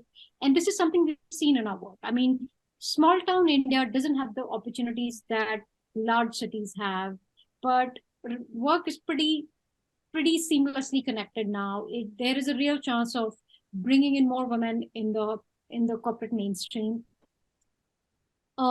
Mobility. I think mobility is something India is tackling at an infra level. We're making sure commuting becomes safer. I know Delhi government said women can travel in buses free, and now Bangalore is doing that.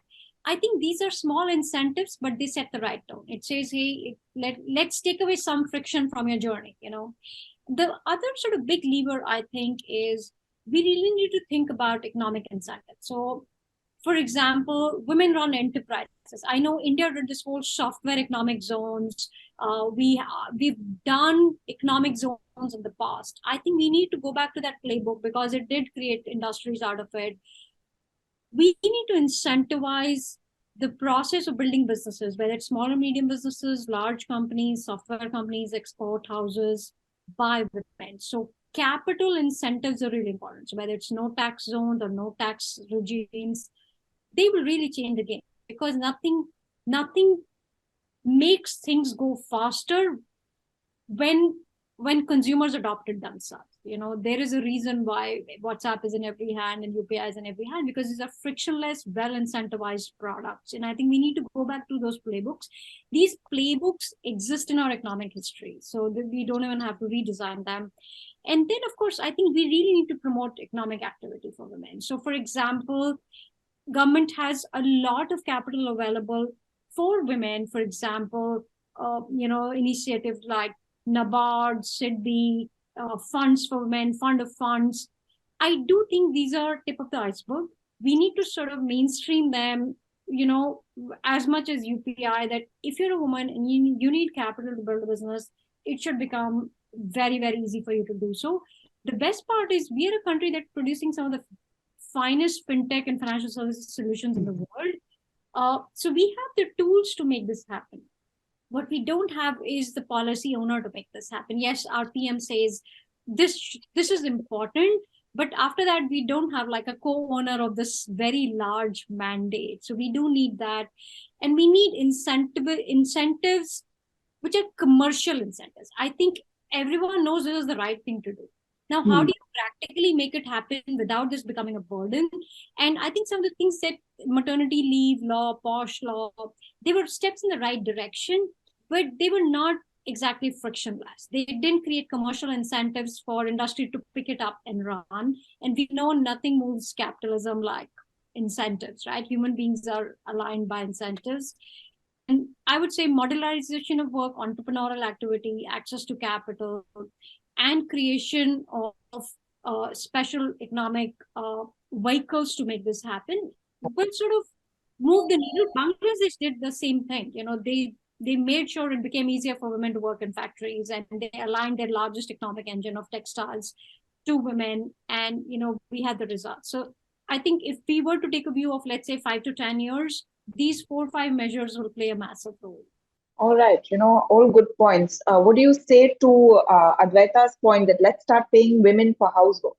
Absolutely. I think the more money, at a broader view, I totally agree with this. The more money we put in hands of our people, the larger our economy will become. So it may seem like a short-term stretch, but look, ultimately that money will come back in the economy. It will go into spending, saving, capital formation, all good measures, and I think what it will do is it will create a sense of gender equality that's very hard for us as a patriarchal society to build. Right. Money is right. we all understand, so be it. Yeah. Advaita, we know that job equals status plus identity layer plus money plus freedom plus choices, right? So, talk about, how, do you see the impact that employment could have on empowerment, on financial independence and freedom, and the role it can play in actually liberating women? Massive.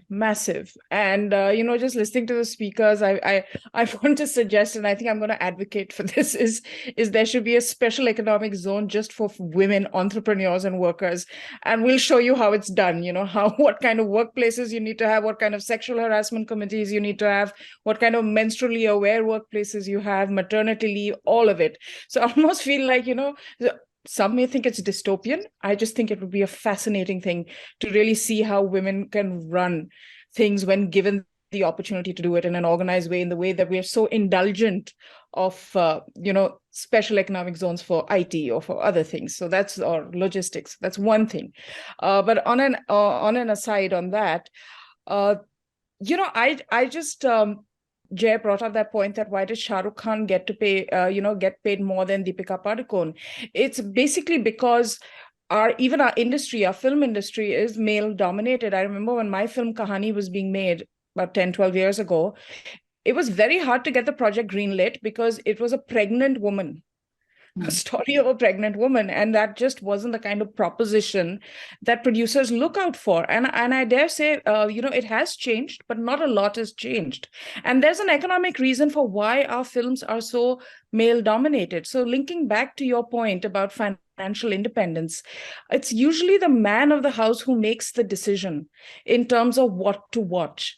And that means when the family goes out for a movie, it's the man of the house who's primarily making that decision and deciding where to put that money. So you'll have a family entertainer, or you'll have a male, male dominated films. A single theater system will have more male dominated films because men will come back for the movies and not bring the women. Hence what happens is that it translates into what Deepika Padukone gets paid, because she's not able to open a film in the way a Shah Rukh Khan is able to open a film, because he's opening a film for men, and Deepika will do it mostly for women if she's in what is called a female-centric film. And the second thing is, when I write for television, it's entirely the reverse. So the men, and this was fascinating because I first started writing for film, and then I moved into TV, and the TV brief was that it's all about the women. The men are like French fries in the McDonald's. It's all about the women, because what happens on TV is the man is out of the house, traditional home, from 9 to 6:37, and the remote control is in the hand of the woman.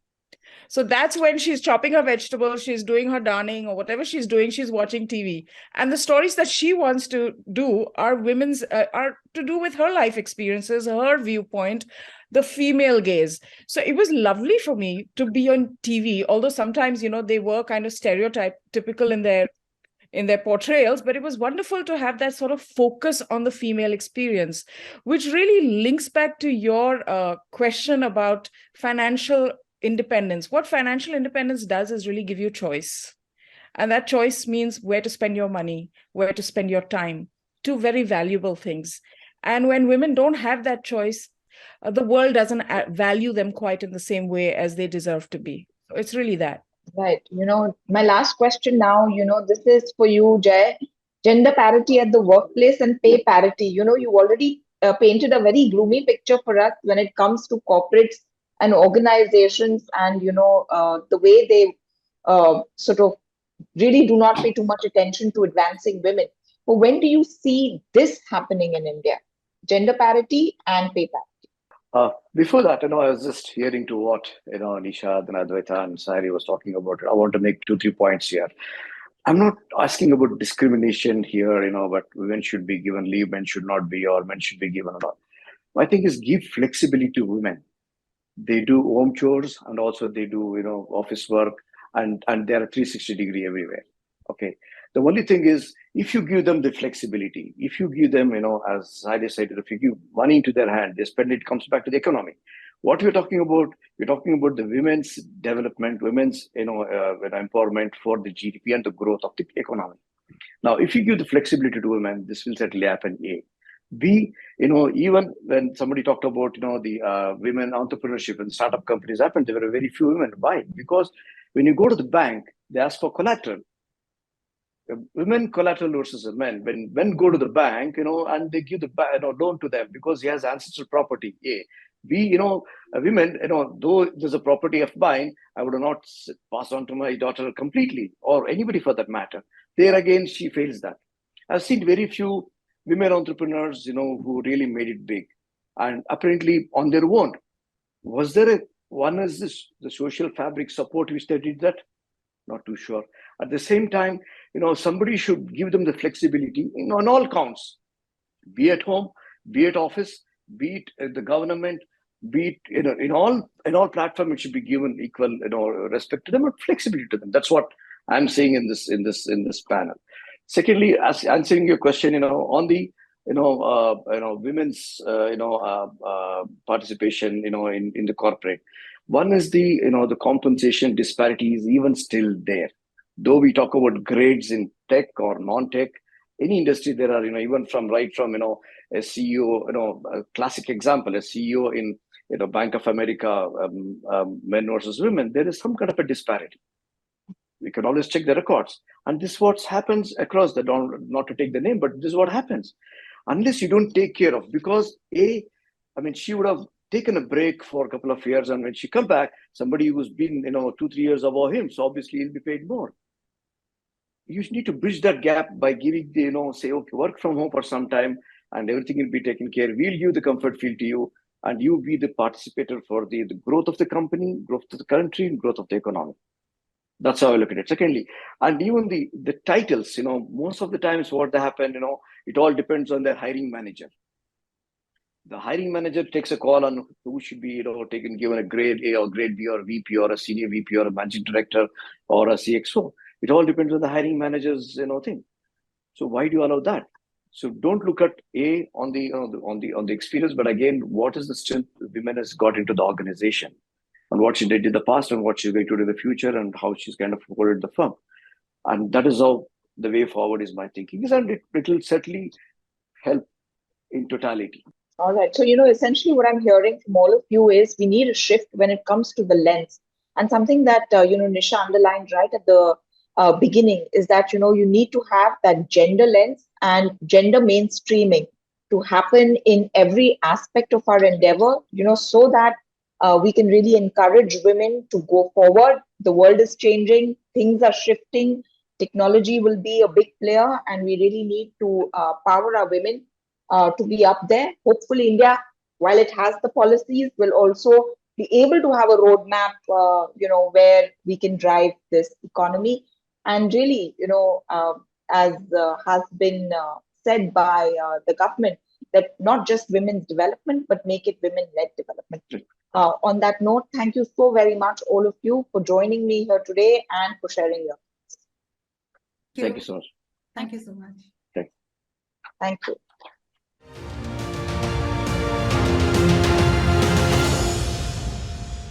Hello. all, welcome to this fireside with Ayush Gupta. He's the Director HR at GAIL India Limited, and he will share his thoughts on women in oil and gas, building a pipeline for a more inclusive and diverse talent. Mr. Gupta, welcome to Economic Times. Thank you. Pleasure being here. We're very happy to have you. You know, the representation of women in oil and gas industry is very low, and this is not just the case in India, but it's the case the world over. A McKinsey article says that women make up only about 15% of the oil and gas workforce. You know, from your vantage, tell us, what keeps women from choosing this sector as a viable career option? See, the report or the data speaks of itself in terms of the low representation. There's no doubt about it. And what we see practically also is very much true. Within the Indian companies, if we see, within GAIL, if I have to specifically see, the representation is quite low. And one of the few factors, apart from many other reasons, is the oil and gas sector per se is considered to be a male-dominated sector.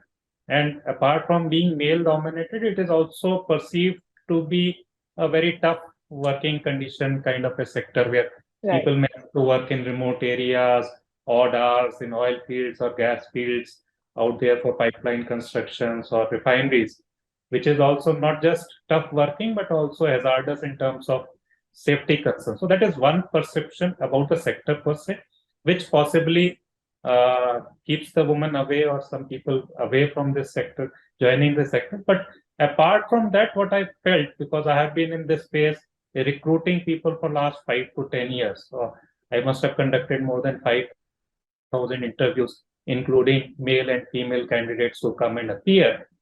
One is a perceived notion about the sector, but then equally important factor which I feel is there is our own personal biases towards a particular kind of a role of job. And it's not just specific to a female or male, but it's there within both. So that at times that personal barrier or the bias that this role does not fit me, without actually having worked or gone to the field, we are creating a barrier for our own selves. Okay, this is something which may not suit me, or I may not be comfortable going there and working in the field. But whereas we talk to the people or the female employees who are out there in the field, they feel very much comfortable. They say that we have an example. Recently, a female candidate joined GAIL last year, and she went to the field and some kind of a softer role was given to her.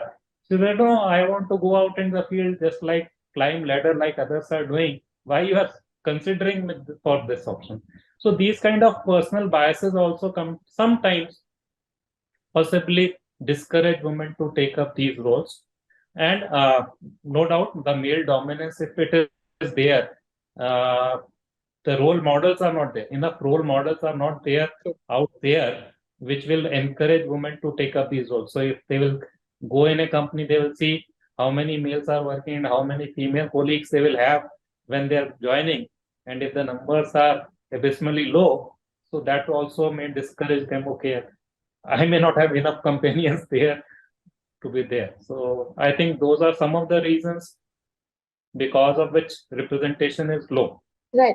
But, you know, when you speak of biases, and you speak of biases, you know, from coming from those people who are, you know, prospective employees of the company. But what about biases that exist within the system, say within those hiring for the ONG sector? You know, would you feel, you know, as an HR professional, that, you know, it's more entrenched within this particular sector than other sectors? When I said biases, I said, although I elaborated only one side of it, but I mentioned that the biases are there on both the sides. Even on the recruiting side, people have a bias that, okay, if this is a tough role, maybe the woman candidate may not fit into that role. She may shy away from working in shifts or going to the field, and that job load may shift to the male counterparts. So at the time of recruitment also, I have seen at occasions that kind of bias being there. Although that's with time that is going away, but that do exist. And across the industry, I feel that maybe one of the reasons where the recruiting panel hesitating in selecting women. Although in public sector and government sector, we have a provision that in all the recruiting panels, to eliminate this bias, at least one woman member has to be there in the selection panel itself, so that at least this kind of bias does not creep in while selecting people on merit. So, but that sometimes is there. I'll agree with you. Right. There are a lot of women now coming into tech, right? We have data which says that, 40% of the engineers who graduate are women. But, maybe fewer women pick up subjects like mechanical engineering, and maybe more men take up subjects like mechanical engineering. And that is thought to be perhaps by many as a seg into something like the oil and gas sector. How, from your vantage now, would you say that we can encourage more women to get into, fields like the oil and gas sector? So first of all, let me first agree with you with respect to the data that not many women are taking up courses like engineering and mechanical engineering, electrical engineering, core engineering fields or the manufacturing fields. If we look back 25 years back when I passed out my engineering in electrical, out of a class of 60, there were only 5 females who were there in our class. So this is typically true with all the core engineering branches, whereas you'll see more women taking up chemical or instrumentation or computer science, or their inclination towards those fields will be more. And the same goes true when they are taking up the jobs also. So they'll be more inclined to take up jobs in the service sectors rather than going to the core technical fields. And that brings us to a point where we can state a problem, and then what is the solution going forward? How can we encourage more and more women to take up the roles? But what I have observed in last 10 years, again going by the recruiting experience, this is opening up, although the pace is slow. But what we can reflect in the data from the data also, more and more girls are taking up science courses, which was earlier not there. Now you see them taking up sciences in their class 11, 12, and graduation studies and excelling. They are excelling and doing better than the male counterparts, which is there. So, but the next step is that they are encouraged to take up engineering courses also, where the representation unfortunately is quite low as of now also. So there I firmly believe the role has to be multifold, starting from their family itself, where their parents also set up and encourage them to take roles, and rather than telling them, okay, go to service sector or have a more comfortable job, because those values or the systems or beliefs start at a very early stage. It's not that after 20-21 years I can change the mind of the person. So that has to start from an early stage. The teachers, the faculty members who interact with the student, they are influencing their mind in terms of career decisions a lot. And typically in the Indian system, the family and the teachers at the school can influence this decision of a career choice to a great extent. So their interventions are to be required, but at the policy level, at the government level also, more encouraging opportunities needs to be created. Maybe some kind of incentives have to be rolled out. Like at one point of time, IIT said that, okay, some seats will be reserved specifically for women in core engineering branches. So just to break that barrier, I'm not saying that there's a reservation needed to promote that, but just to prevent that mental barrier that these roles are specifically meant for males or men, we need some kind of these interventions for a few years. So talk to us about some of the initiatives that you have taken, at GAIL, especially when it comes to ensuring diversity, because, study after study shows that diversity has reaped a lot of dividends for companies. So how can, those in the oil and gas sector, how can those companies attract, retain, and promote women? See, I'll start with the attraction or the recruitment part first. As we were discussing earlier, though it remains a challenge in terms of number of women candidates applying for that particular role, say a typical role of a executive trainee, electrical engineering or mechanical engineering, because 70 to 80% of our roles or job roles are related to engineering field. So once we are agreeing to the fact that the number of female candidates taking up engineering courses are low, So in terms of the candidates coming for or applying for those roles is even lower. So that remains a challenge, but within that challenge, whosoever in terms of the applications who are coming, and our selection process over a few years, we have worked on eliminating the bias at the side of the recruiting level. That okay, we have to select the candidates based on their merit, not just on a bias that he is a male or a female, he or she may not be suitable or a field role or not. Give them a chance. Let them perform. If they are not able to perform, maybe we'll think of shifting them to some other role. But let us not at the selection stage, let us not deny them the opportunity to be there. Once they have applied, it means they are clear that they are ready to join. They know the role description, they know the industry, they know the sector, they know the challenges of working in this industry. So in spite of knowing that if somebody is applying, who am I to say that he or she may not be suitable for a particular role? Apart from that, not specifically to GAIL, but being a government of India's company and a public sector enterprises, all the policies and processes, they have been very, very woman-friendly policies and processes are there. Typically, if like one of the most common problem with female candidates or employees is that after maternity or when the childbirth is there, they'll have to take leave, or in some of the other sectors, they may have to leave the work and then try and join back the work. So we in GAIL have a policy where they have a, apart from the maternity leave, which is statutory, they also get a 2 years child care leave. Up to 2 years of child care leave they can avail till their children attain an age of 18 years. So that can be taken in spells as and when required, and that some requirement is there to take care of their children. So that eliminates the need that, okay, they are out of work and then they have to join back and try and get employment again. So that is there. Apart from that, most of our locations which are remote, I can say we have one of the best townships across the country, between be it a private sector or a public sector, in remote areas where we expect them to go. All the latest facilities, be it the residential facilities or sporting facilities or medical care facilities, they are available at those locations to make their life and stay comfortable. So that is again to attract that, okay, if somebody has to go in a remote area, they are not deprived of the modern day facilities. Apart from the city atmosphere, I think whatever best facilities they can imagine, that will be available, be it a swimming pool or a tennis court or a badminton court. And those are national level standard facilities which are available, including the medical and the healthcare.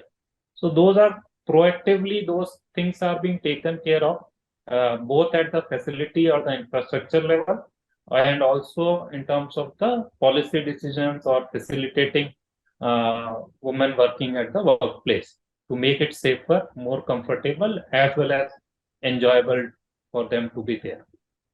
All right.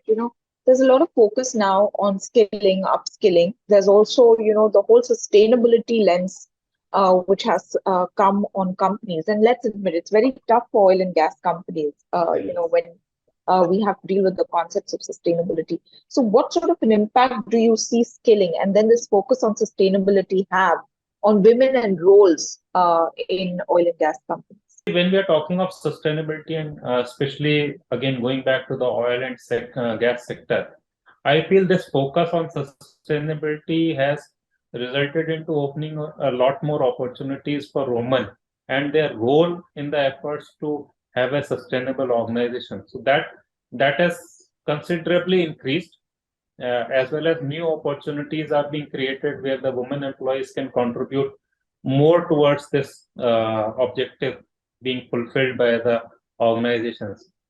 Again, talking about GAIL only, with the last meeting we were just having before this meeting was also on sustainability and the net zero ambitions which GAIL has set in for our own selves.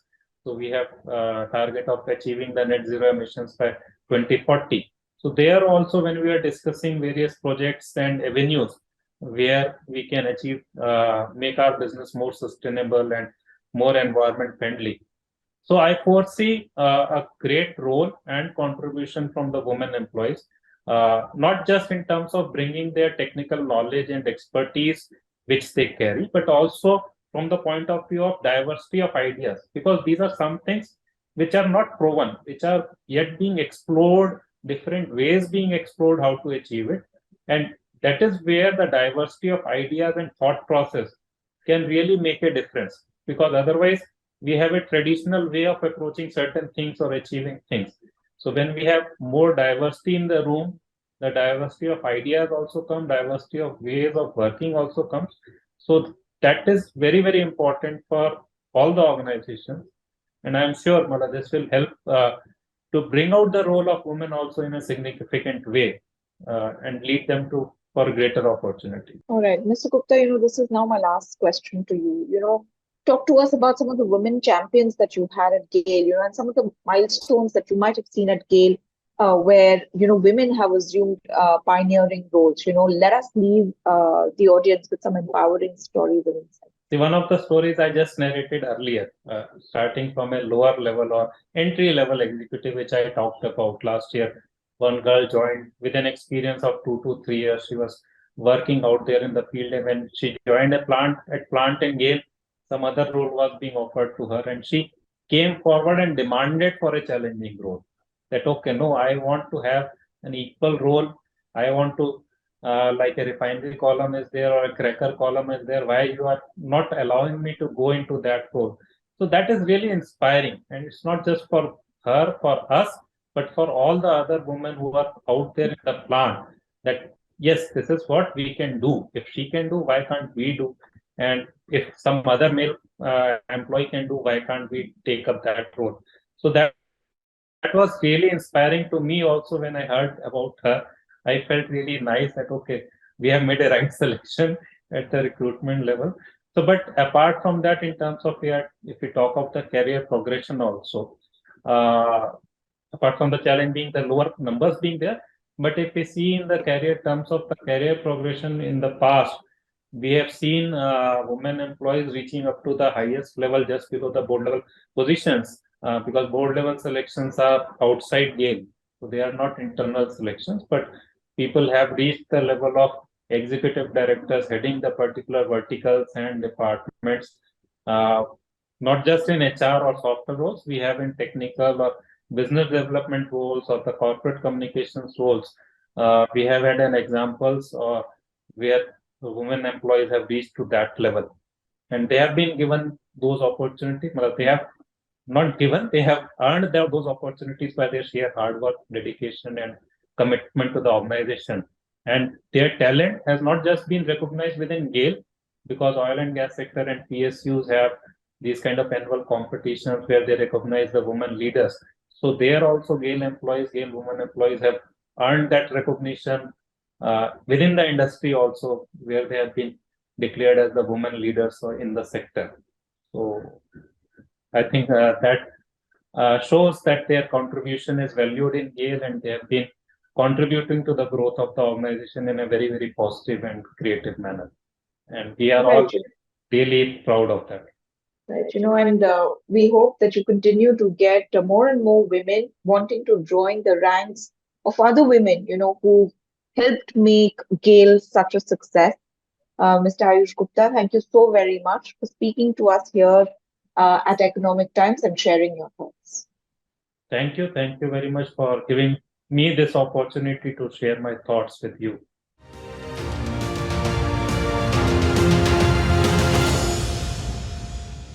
Hello and welcome to this fireside session on empowering the participation of women in key economic pillars to catalyze an inclusive growth for India. I'm Miloni Bhatt, and I'm very happy to welcome my guest today, Upasana Kamineni Konidela. She's the founder of You Are Life and Vice Chairperson CSR Apollo Hospitals. Upasana, wonderful to have you here with us today. Thank you so much. And it's an honor to be here, and I hope to share my thoughts and views about this space that I'm extremely passionate about. All right. Thank you very much. And, we're very keen to hear from you. So let's start. You wear many hats. You're the CSR head of Apollo. You're an entrepreneur, a health and wellness advocate, You're a digital influencer, you're a wife, and now you're poised to take on yet another important role as a mother. What's the trick that you have for juggling all of these roles and yet being your authentic self and carving out a distinct identity? I have truly realized the importance of discipline, clarity of thought, and to know what your goal is and then prioritize. So I think that is the key to my success, and it's helped me throughout. It's a work in progress because it'll go on throughout life. You can't just expect to sow a seed and expect a plant the next day. So it's a work in progress and it'll take time, and the plant will keep growing. And that's how I feel my personality, my discipline, my the way I manage things around will keep growing. But I do know that this is my strength and I know I can build on it. All right. You launched Arajwa, a green skilling initiative from the Apollo Foundation. Can you tell us a little bit about this initiative? What's the sort of impact that you're hoping to create, especially with various tribal communities? So what we realized through research is that people weren't as bothered about their health than receiving that cash in hand. That cash in hand gave them power. It gave the women a sense of entitlement. It gave them a sense of power.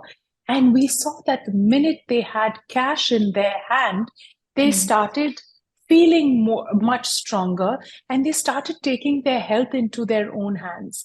Their health, their children's health, their family's health. They started eating much more nutritious food. They started concentrating on healthcare. Then we realized that financial stability, knowledge, and education go hand in hand. And once they started coming to work and understanding that they really liked their job so much, then their health started improving for the families, and I have tons of data to prove it.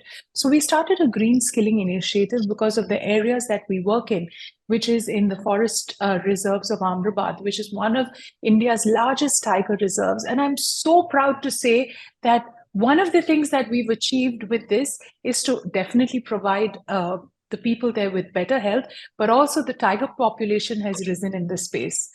So this is something that's really dear to us, and we've seen so much growth in this.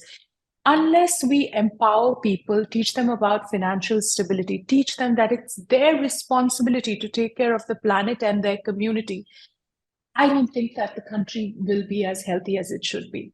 So therefore, we launched a green skilling initiative that encourages people to use their resources that they have to provide them with that source of income, which in turn provides them the financial stability to lead a good life. And the products that they make, in turn, are wellness products for us. And that could be a candle. So we started with a candle, which was the simplest, coming from beeswax from the Amrabad Forest Reserve. And that candle has a special scent. It taught people that every forest has a separate scent. And now you can bring that scent into your homes, providing that space of wellness and relaxation for you.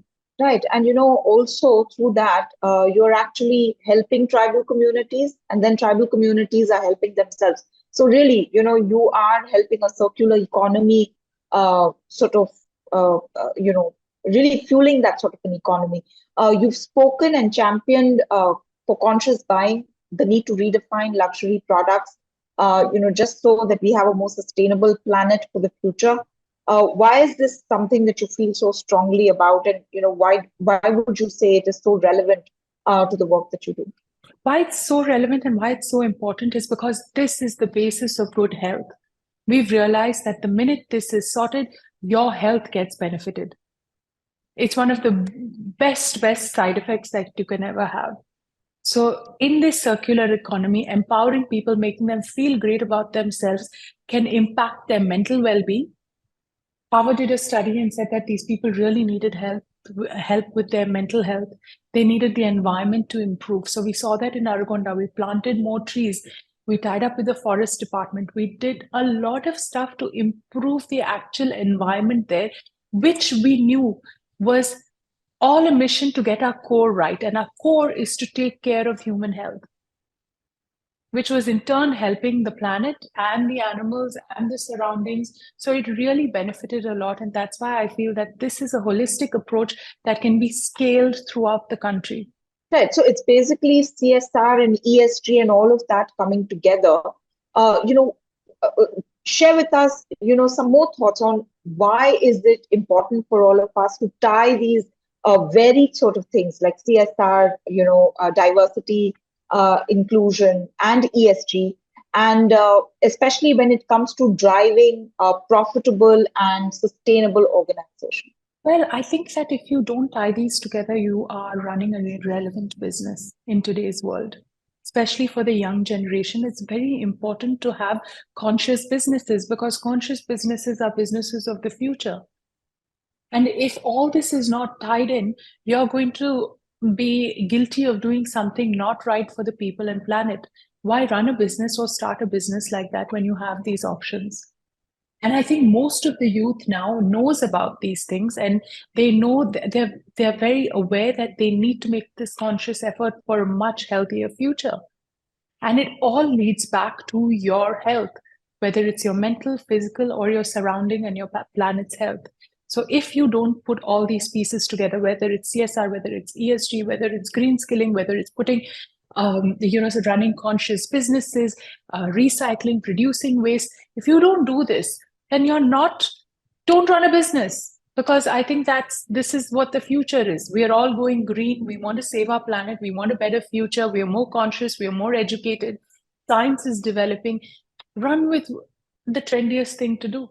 So I think that if you want to be relevant, you have to go this path. Right. You started UR Life, which is a holistic wellness platform. What prompted you, to start your own entrepreneurial journey? Any lessons that you feel that, you wish you had known when you started out? So I shouldn't say this, but, I grew up in the hospital atmosphere. So at the age of 5, I would do rounds with my grandfather and go around. So, we're a business family and a family business. So, the thing is that we were in the system, and the people around here also have seen me grow up. But there are a few things that I realized, that there was this sense of two very important things. So there was a trust deficit between the employer and employee. And being in healthcare and in the service industry, it was very important for us to take care of our patients as well as the people working with us. Because here, people are, our whole business is based on trust. So building the trust deficit between the employer and employee was one of the reasons that we started this business. The second thing is we wanted to create a safe space for people to thrive in, because they spend most of their wake hours at work. So we wanted to create an atmosphere that's safe for them to thrive in the workplace. So that's where Your Life started, and it is today one of the largest well-being platforms in the country today, that covers everything from medical emergency services to well-being services to help you perform better for yourself. Not for, automatically it'll happen for the company if you're feeling good about yourself, but it's mainly for yourself. And we've realized and created that environment. That's one of the ways, one of the learnings from Apollo during COVID was that we were able to have these, some of these activities which really helped our doctors do their best. Our doctors were wonderful, but they went ahead that extra mile, and our staff played a huge role. And we saw that, if this was replicated in other companies, it would really create a much better environment for people at their workplace. That's what prompted us to enhance UR Life and make it a holistic well-being platform where people can engage, talk, and build that trust deficit between the employer and the employee. All right. What's the offtake of this? In the sense, can you give us some data, men, women? Does it mirror sometimes, for instance, when it comes to workforce participation of women in the country, those numbers are really low. So does that kind of differential mirror in the offtake when it comes to Your Life? You are opening Pandora's box right now, because, definitely there's a huge uptake with, it's a statutory requirement by the government for a lot of sectors, but it is also definitely the workforce has a lot of men. But my next goal is to try and understand this whole bit of maternity leave. I'm pregnant right now, and I feel that I'm being more productive than anyone else. And at any other time in my life, I don't feel anything is different. And I hope I can work till my 8th or 9th month. And I want to understand the maternity space more, and I want to experience it myself before I come up with a way of how we can get more women into the workforce and what problems they have, or why health should be a priority. I'll take 2 minutes and tell you this. I went to my gynecologist the other day, and my mom asked her, saying, Upasana's in her 30s. I mean, have you been seeing a lot of women in their 30s giving birth? She said, yes, of course. The average age has gone up, and people are not having kids in their 20s as much, but there are a huge number of women actually storing their eggs. So I think that, people are prioritizing career, and it's smart to do. I think people are getting more educated and saving their eggs, postponing their pregnancies at a later stage. So I think that the people are understanding the importance of financial stability before you have a child. And I think more conversations around that will help more women come into the workforce. But we need to be geared for it with creches for babies. I want to be able to leave my kid at work when I'm working, around the workspace, so I can go. So I'm waiting to experience it myself. And then after that, see what we can do in this space. And will it then be part of your life? Will it be something else? Absolutely. So my whole agenda is to make the workplace a much better environment where you can thrive in. So, the thing is that if a mother is constantly thinking about her child, how will she thrive in that environment? So the thing is that we look at different ways to take care of the world around you so you can thrive in your workspace. Right now, we have solutions for your parents, so you don't have to worry about them as much. If there's an emergency, we've integrated with so many systems. The Your Life platform has it available that you can actually take care of their health remotely. So these are things, so you don't have to stress about your parents. And I hope more women will come into the workforce when we bring in these solutions. They are actually in the process, and I'm very happy to be, experiencing it myself during this time. All right, we wish you all the best, and may you keep good health throughout and beyond. Thank you. These are my last sets of 2 questions for you now. Your mother, Shobna Kamineni, Executive Vice Chairman of Apollo Hospitals, she said recently that she gets a lot more questions about RRR and Nattu Nattu than about anything else. Is that the same with you? What's been your experience of witnessing, the kind of reception that RRR and Indian cinema actually through it got? So I think, more than there are 2 aspects to this. One, how the world portrays it, and second, it's in my personal relationship. So I think that in my personal relationship, I've taken a conscious call that I'm going to be there for my husband during this time, because this is a very important time in his life. And I think that when I'm in that time in my life, he's definitely going to be there for me. So that is one side of it. And yes, of course, outside, I feel part of the team. I was in Ukraine when they were shooting the song.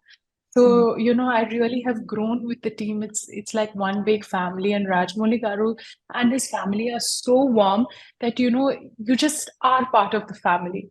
So I'm actually heading off to the Oscars very soon, and to be with them there. And I hope everything works out well.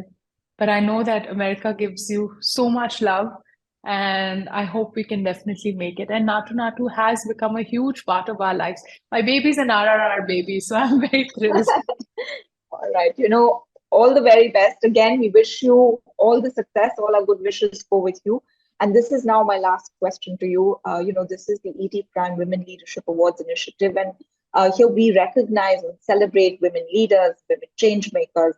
But when we speak to women, they also speak about so many challenges that they have to overcome, to be able to break the glass ceiling, to be able to make a space for themselves and for womankind. As a woman leader of one of India's biggest healthcare organizations, finally, what are some of the challenges that you faced, some of the lessons that you've learned, which you would like to convey to girls and young women of today, so they can, go ahead on their journey, with strength? So my thing is financial stability. Whether you're in the workforce or no, I think every woman should have control of her own bank account or of her own finances. And I think that, being a woman, it took me also time, but, now finally I have control over my own net worth, my own work, my own finances. So I think that that is really important. Whatever background you come from, I think that is something that you need to have control over. Every woman should do that. And if you can turn it into a business and if you can find ways to double it, you will be adding significantly to the GDP of the country. So I think that that is key right now. All right. So financial stability, and then of course you're encouraging them to go in and be entrepreneurs. But Upasana, thank you so very much for joining us today, for your time. We wish you all the very best, for whatever's to come into your life in the next stages, and of course for the film and at the Oscars. Thank you so much. Thank you for having me. Bye-bye. Bye-bye.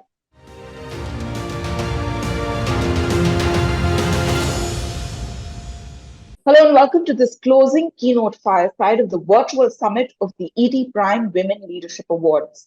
This year, India holds the G20 presidency, and top of the agenda is prioritizing women-led development, not just women's development, especially to achieve targets, as the government says, of sustainable growth and development. Among the chosen delegates is the Padma Shri and National Award-winning actor Raveena Tandon. She is a powerhouse performer and has portrayed a variety of characters with aplomb. She supports several social causes linked to child welfare and women development, and she's associated with various organizations like UNICEF, TRI, White Ribbon Alliance for Safe Motherhood, Spina Bifida Association, and Smile Foundation. Raveena Tandon, wonderful to have you here at the virtual summit of the ET Prime Women Leadership Awards. I'm very grateful that you have me here this moment, and looking forward to talking with you, Melanie. All right, thank you so very much. You've been chosen by the Women and Child Development Ministry to be a delegate at the prestigious W20, the Women's Empowerment Engagement Wing at the G20. What do you see as your role, and how would you like to leverage this platform and opportunity? First of all, I think I'm really honored and actually humbled by this opportunity to work alongside fellow delegates in advocating for women's empowerment, gender equality, and women's economic participation. We've got Dr. Sandhya Parecha, who's the chair, and I'm working alongside such amazing other delegates, and a lot to learn from them as well. So I consider I'm very privileged and honored to be part of this team that is going to take this on head on, literally. Well, being a delegate of W20 India, I kind of see myself contributing to the ongoing effort to empower women, ensure their development, to promote more so, which is something that I strongly believe in, gender equality.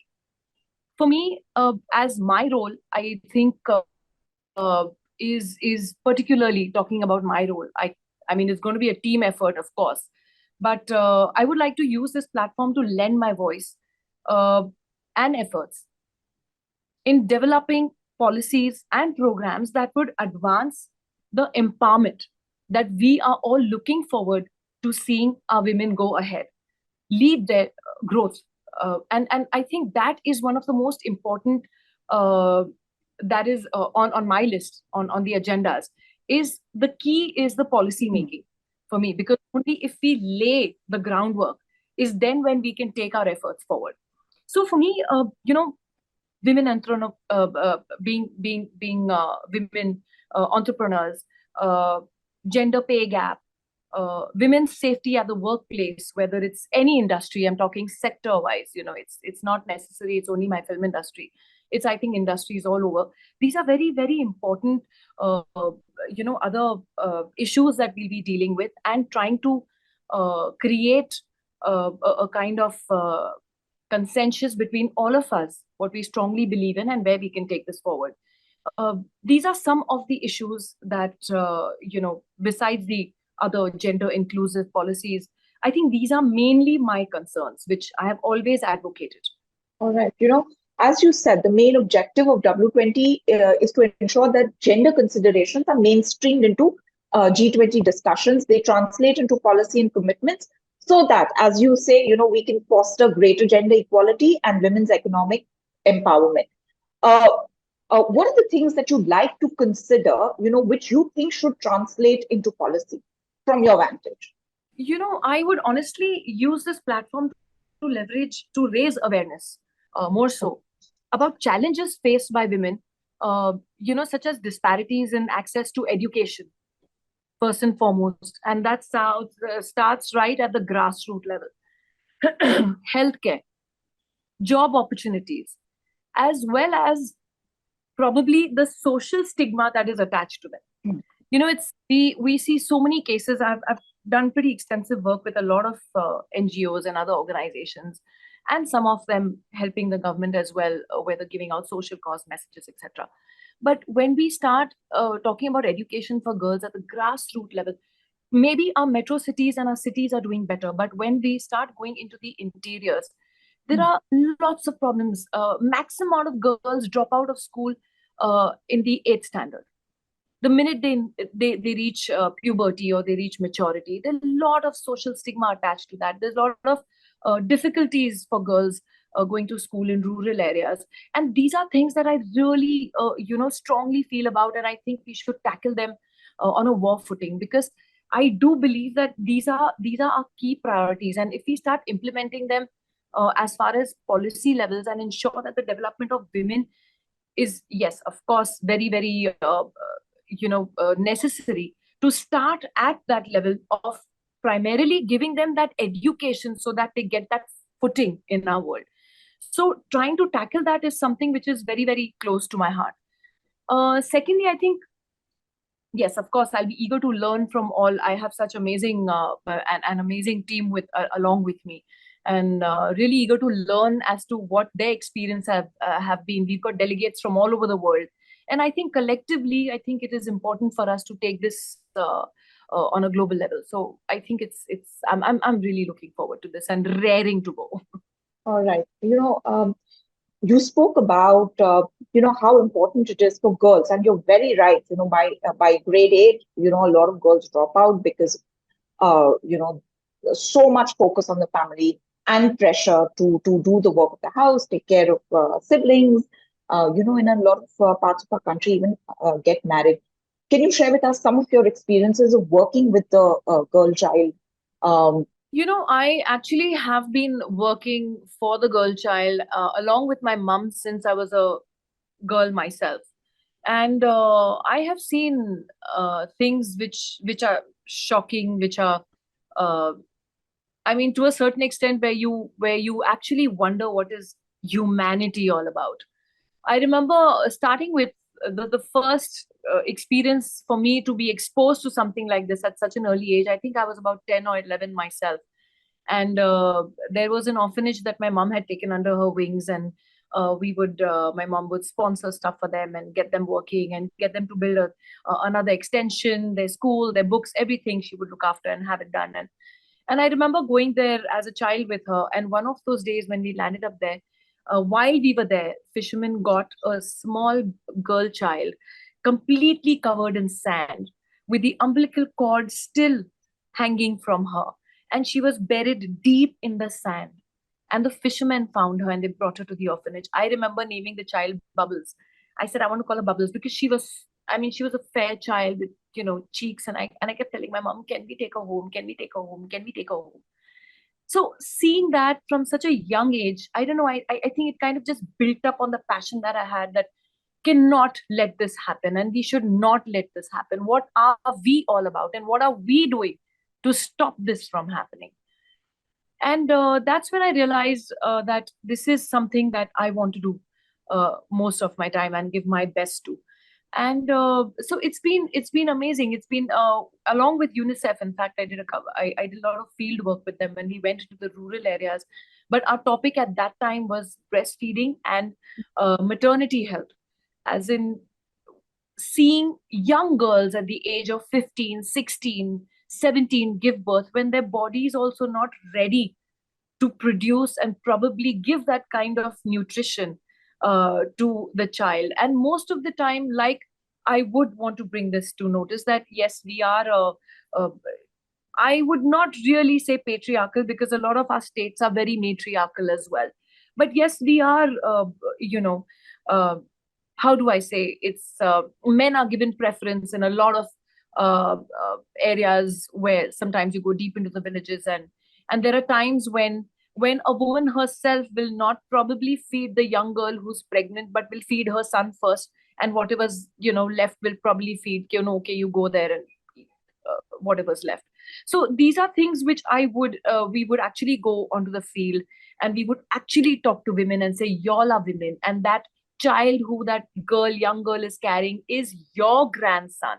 So you need to see the health, and you need to see, and you need to stand up for her and stand up for her rights, and see to it that it's very necessary for her to be healthy. We worked in so many clinics where there was so much hesitancy for go to clinics, and if there's a male doctor, they wouldn't go, probably in villages. So there are a lot of stigmas attached to this. So these are the experiences that I've had on ground level.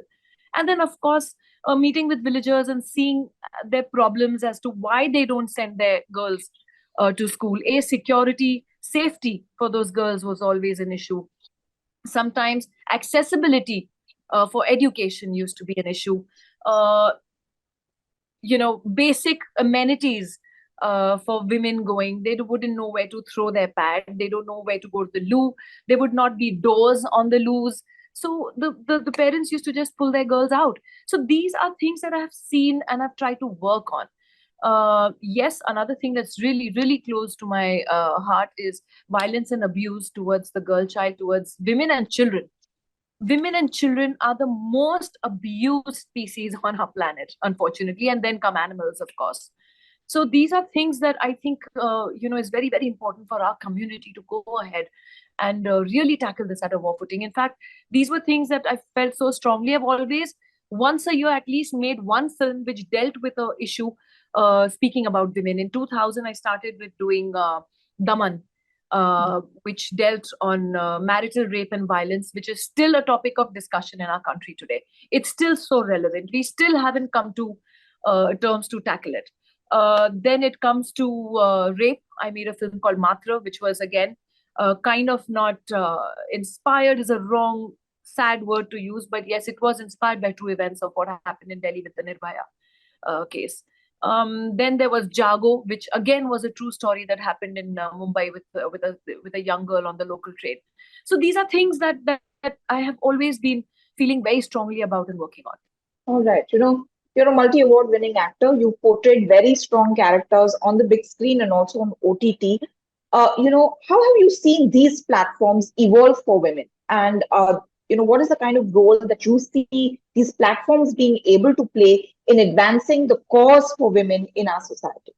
Well, I think in 2000, I kind of made the conscious shift of trying to do films or whatever I did to have a certain message to go out there into society.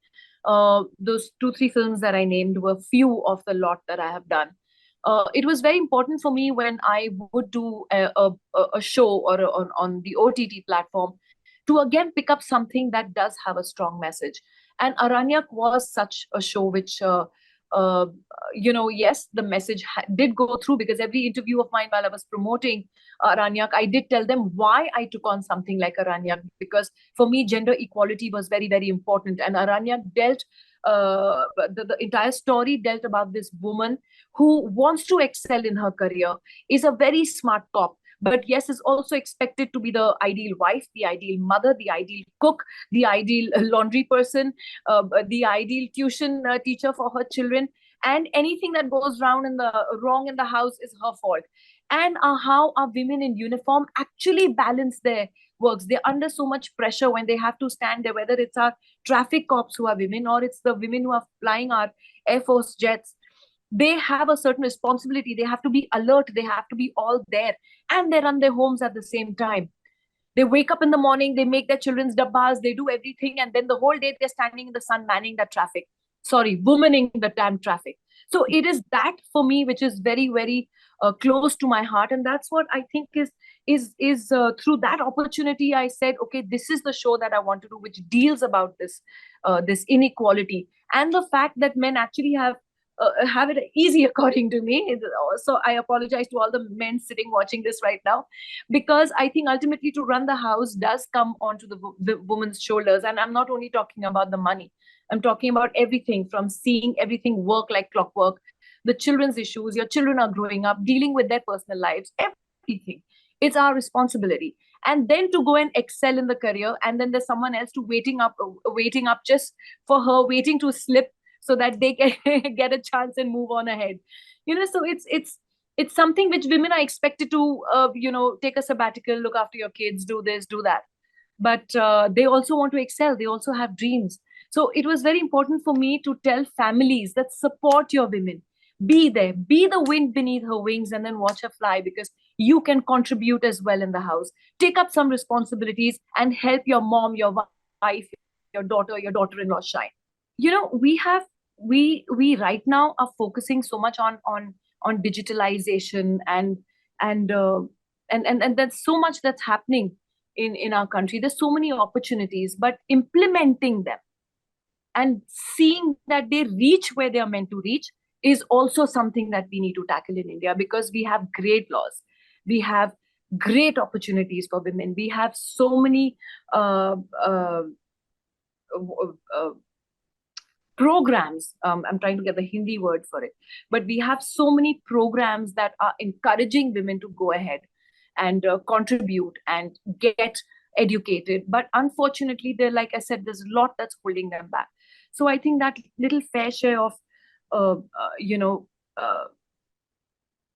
pushing them to getting them to that level that we want to see them reach is what's very necessary. All right.